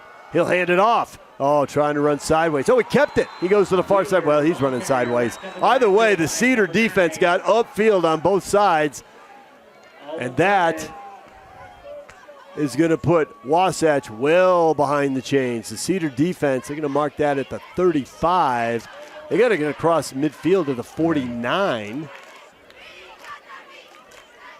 So the scoreboard says 3rd and 11, but that's 3rd and 16. They've changed it, 3rd and 16 for Wasatch. Yeah, big loss on that play. And again, a quarterback that hasn't thrown a pass all game.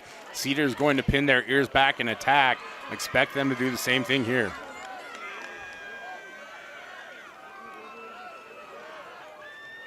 Comes in motion to the near side.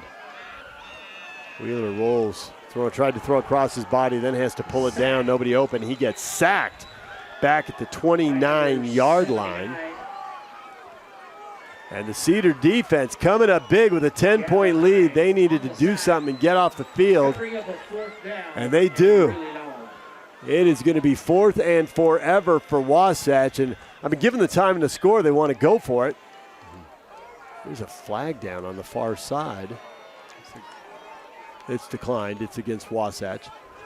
So on 4th and 22, Wasatch is lined up to punt it away. Now, they did run a fake earlier.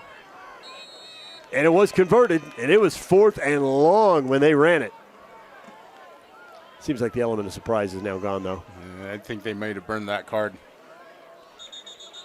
Well, it helped them score a touchdown, and now we've got another flag. 4th and 22 is about to come 4th and 27. Given where that flag was thrown from, it might be delay of game. I saw a Cedar player signaling that somebody had moved as well. We'll see. Okay, well, either way, it's a 5-yard penalty. So it is now 4th and 27. And it has not been clean all night long, special teams for Wasatch either. Oh, and there's the drop snap and the punt to get it away. Hunter Burgess is going to track it down on the far sideline, and he's going to let it roll out of bounds at the 35-yard line. Good decision. No reason to try to pick that thing up. You got a 10-point lead with 8:51 to go. And the Cedar offense will come out on the field with a 10-point lead in the ball and a chance to shorten this game. We're back in a moment on KSLSports.com and the KSL Sports app.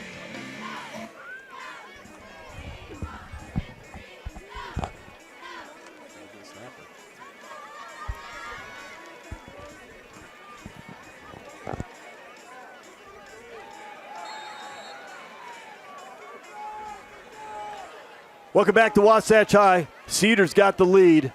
They're up by 10 with the ball, 4th quarter, and they are going to keep it simple. 35, the ball carrier, tackled by number 25, Brecken Wagstaff. Going to hand it off, see if they can run some clock and shorten this game. Braxton DeMille is having a heck of a game. He has been really good running the ball for Cedar. They just gave it to him on 1st down there, and they will mark that as a 2-yard gain, 2nd and 8. But I would not be surprised if they just give it right back to him. Yeah, that might be his shortest gain all second half here. He has been a machine.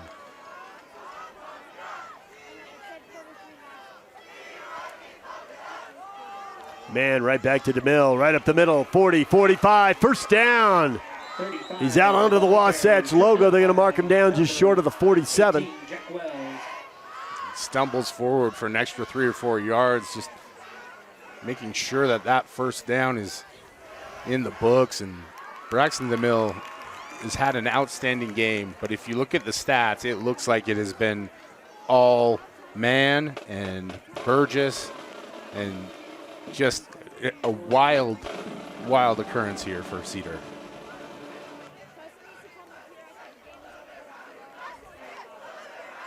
I mean, Burgess has 3 catches for 60 yards. They're going to give DeMille a break, and they're going to hand off, and nothing there as the defensive line wins their battles. They gave the ball to Owen Burton, the senior in at running back, but he didn't have anywhere to go, met by a wall of brown jerseys. You see that Wasatch defensive front taking the action of DeMille being out personally and trying to get a stop, gets 2-yard loss on that one. Anything they can do to give themselves an advantage right here.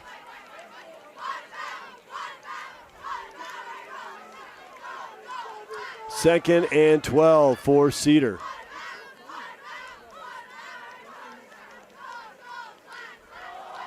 Quarterback keeper. And a flag down, and man's down at the 48. When the flag is thrown by someone who's 10 yards up behind the line of scrimmage, what do you think the call might be? That one, I think, is going to be something with regards to holding or blocking in the back, anything illegal in that regard. Yeah. It's almost certainly against the offense. Really, the only thing that you might call defensively from there is if you saw a face mask. Yep. But it is indeed. Oh, it's a personal foul against offense, so they're going to back it up. Yeah, so and that'll be spotted. Now they got to get to the across midfield to the 43. They moved it all the way back to the 29-yard line. So that is 2nd and 28. Oof. Score updates brought to you by Utah State University's Huntsman School of Business. Mountain Ridge leading Sky Ridge 27-20 with 5 minutes to go in the 3rd period. Stansbury leading Skyline 7-3 at halftime.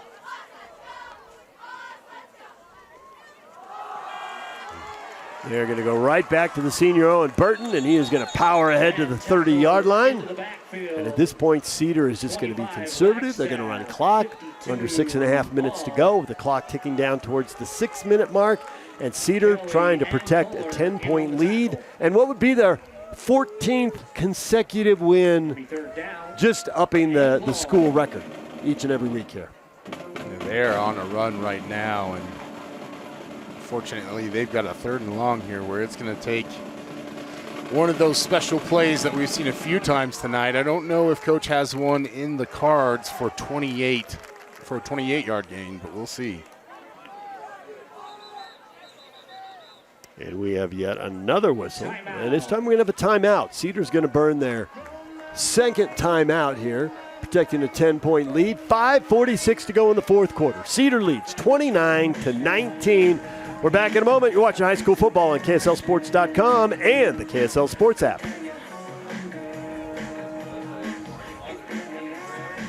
Yeah. Oh, I bet. Oh, yeah. Knowing people from Cedar, for sure. Oh, yeah. They're up there like, we'll just stay in the parking lot.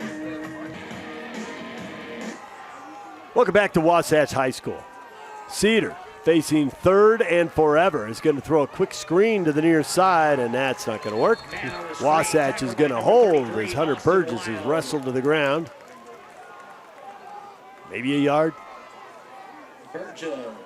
I know that's going to drop his average. So far, he was 3 for 3 with 3 touchdowns.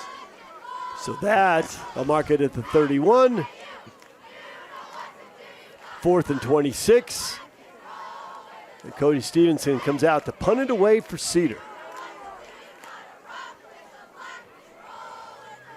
And that was the stop that Wasatch desperately needed, and little assistance from some penalties there got it done.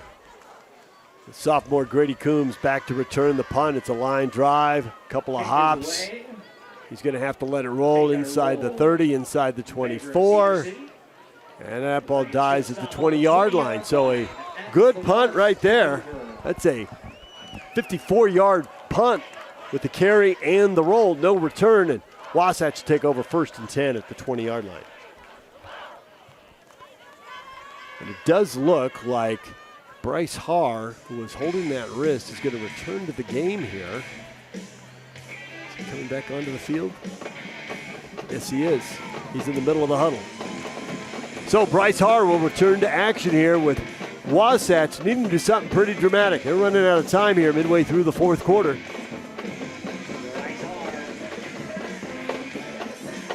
They need a score, a stop, and a score.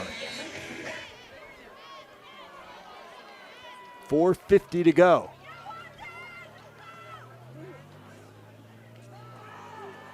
Man will throw. Man's hit. Man slips away. Brought down, flings the ball out of bounds. They're going to call it a sack. He was down before he flicked that ball forward. So 5-yard loss with the sack. Got to figure Cedar with one more stop pretty much ends this. Mm-hmm. Yeah, we've seen crazy things before, but a 2-score game, it's really tough. This is it for Wasatch. They really need something right here. The clock's running again. They've restarted it after spotting the ball after the sack. 4.5 minutes to go, and it's ticking.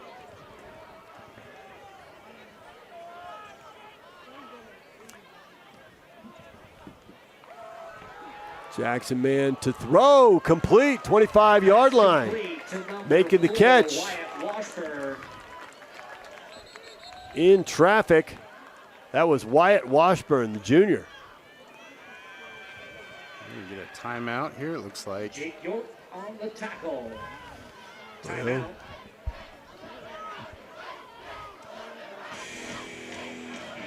didn't get clarification on who called that one, but I tell you what, Haar looked pretty good throwing the ball to Washburn on that one. Worried about that injured hand, right? He not exactly sure if he got it taped up, if they're just checking it or what.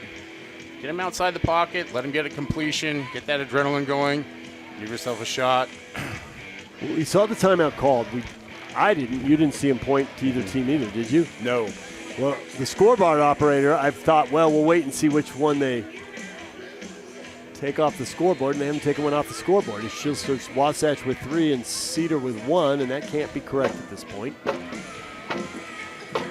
So that's a little bit of a mystery. They spot the ball at the 26, so it's 3rd and 4 for Wasatch.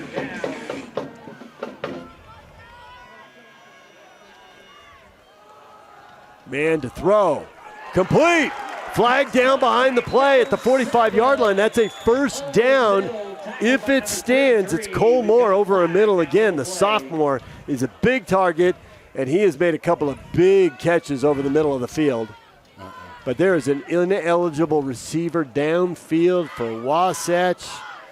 That is a difficult penalty to take in this situation when you know you're pass blocking. You just can't go downfield, but you're starting 3 juniors and 2 sophomores, and the inexperience shows on the front line. They really needed that first down at the 45, and instead, they're back at the 21-yard line, and it's 3rd and 14.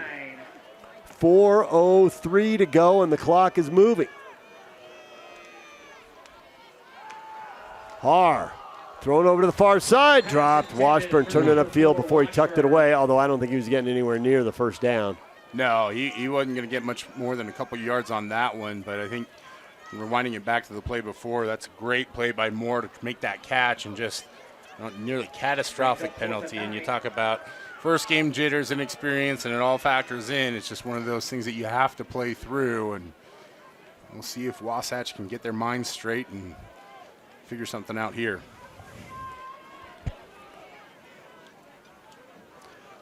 Fourth and 9 at the 21.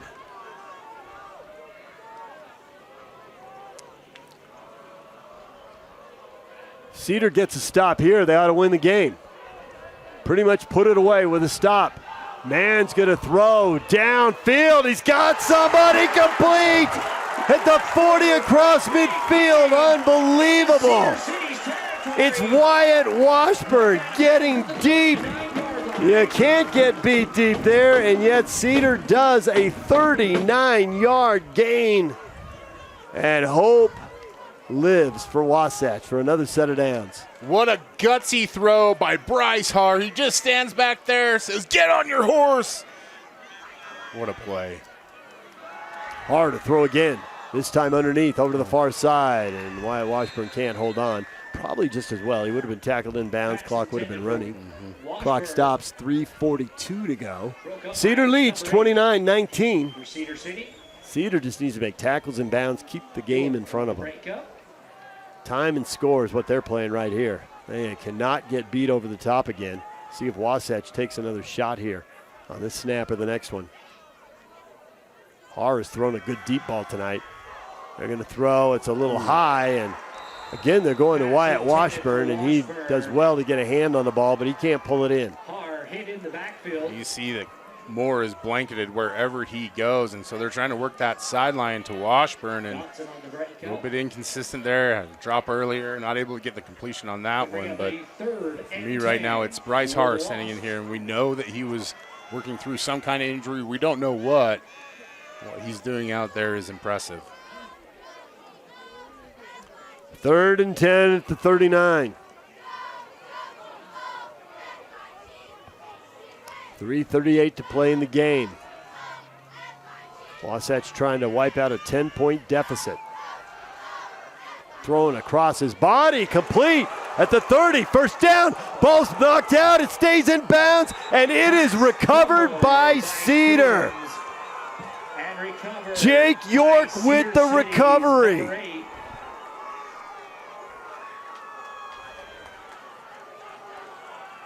Been a relatively turnover-free game, and just at the worst possible time, that one knocked loose away from the Wasatch Wasps, and the Cedar Reds are on top of it.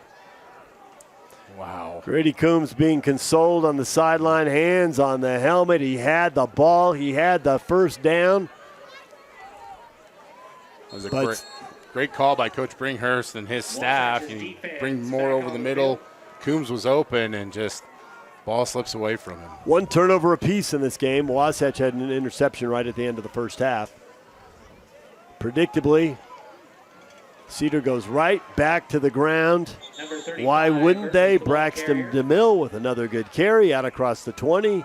He's close to a first down. I have to imagine he's close to 100 yards in this game, too. You don't get a hit the over. Yep. Taking the over. Number 6 in on the tackle. We don't get official stats up here, but to your point, DJ, it's Cedar's game at this point. You've got control. Just keep moving those chains, and this one's going to go in your favor. Under 3 minutes to play now.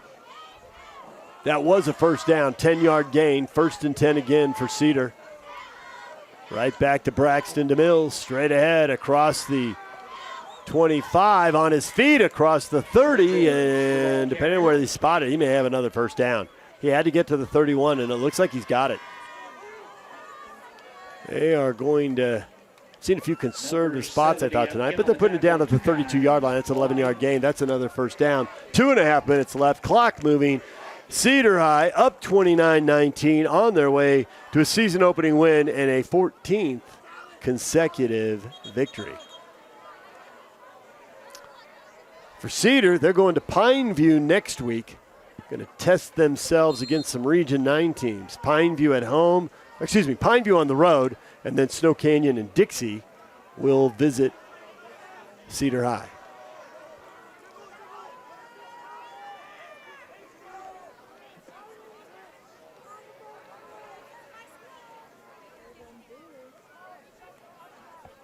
First and 10 at the 32. Back to Braxton DeMille, 35, 40, straight ahead, 45. He's got another first down. Under 2 minutes to play. Cedar milking every last second out of that play clock. Got under 5 before they even started getting through the cadence. And Wasatch still trying to get lined up, trying to do anything they can. Had a few substitutions, looked like for equipment issues here, but the one standard throughout this whole thing has been Braxton DeMille and the way he's been able to run down the middle of that Wasatch defense. 1:23 to play in the game. At this point, I think Cedar can just kneel down unless Wasatch were to use their timeouts, which I think at this point there's really no reason.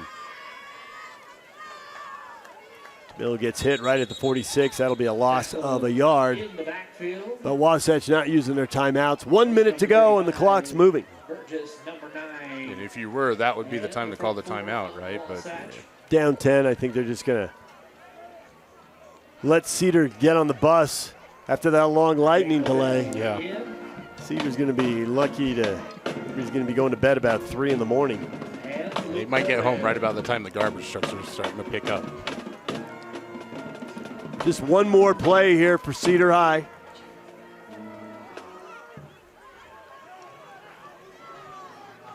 .30 seconds left. And they will kneel down and let the clock run out. A good game. A good opener here. Cedar High wins. They defeat Wasatch 29-19. And Brian, we saw a lot of big-time plays in this game. The opening drive before the long lightning delay, Austin Wild with a 55-yard field goal. That was certainly impressive. And then the teams traded big plays. The 80-yard touchdown pass over the top, man to Burgess. Hunter Burgess doing a great job getting hit after he made the catch, keeping his feet, and then outrunning everyone to the end zone. But on the very next play, Bryson Haar pulls the ball, keeps it himself, and he goes 80 yards for a touchdown.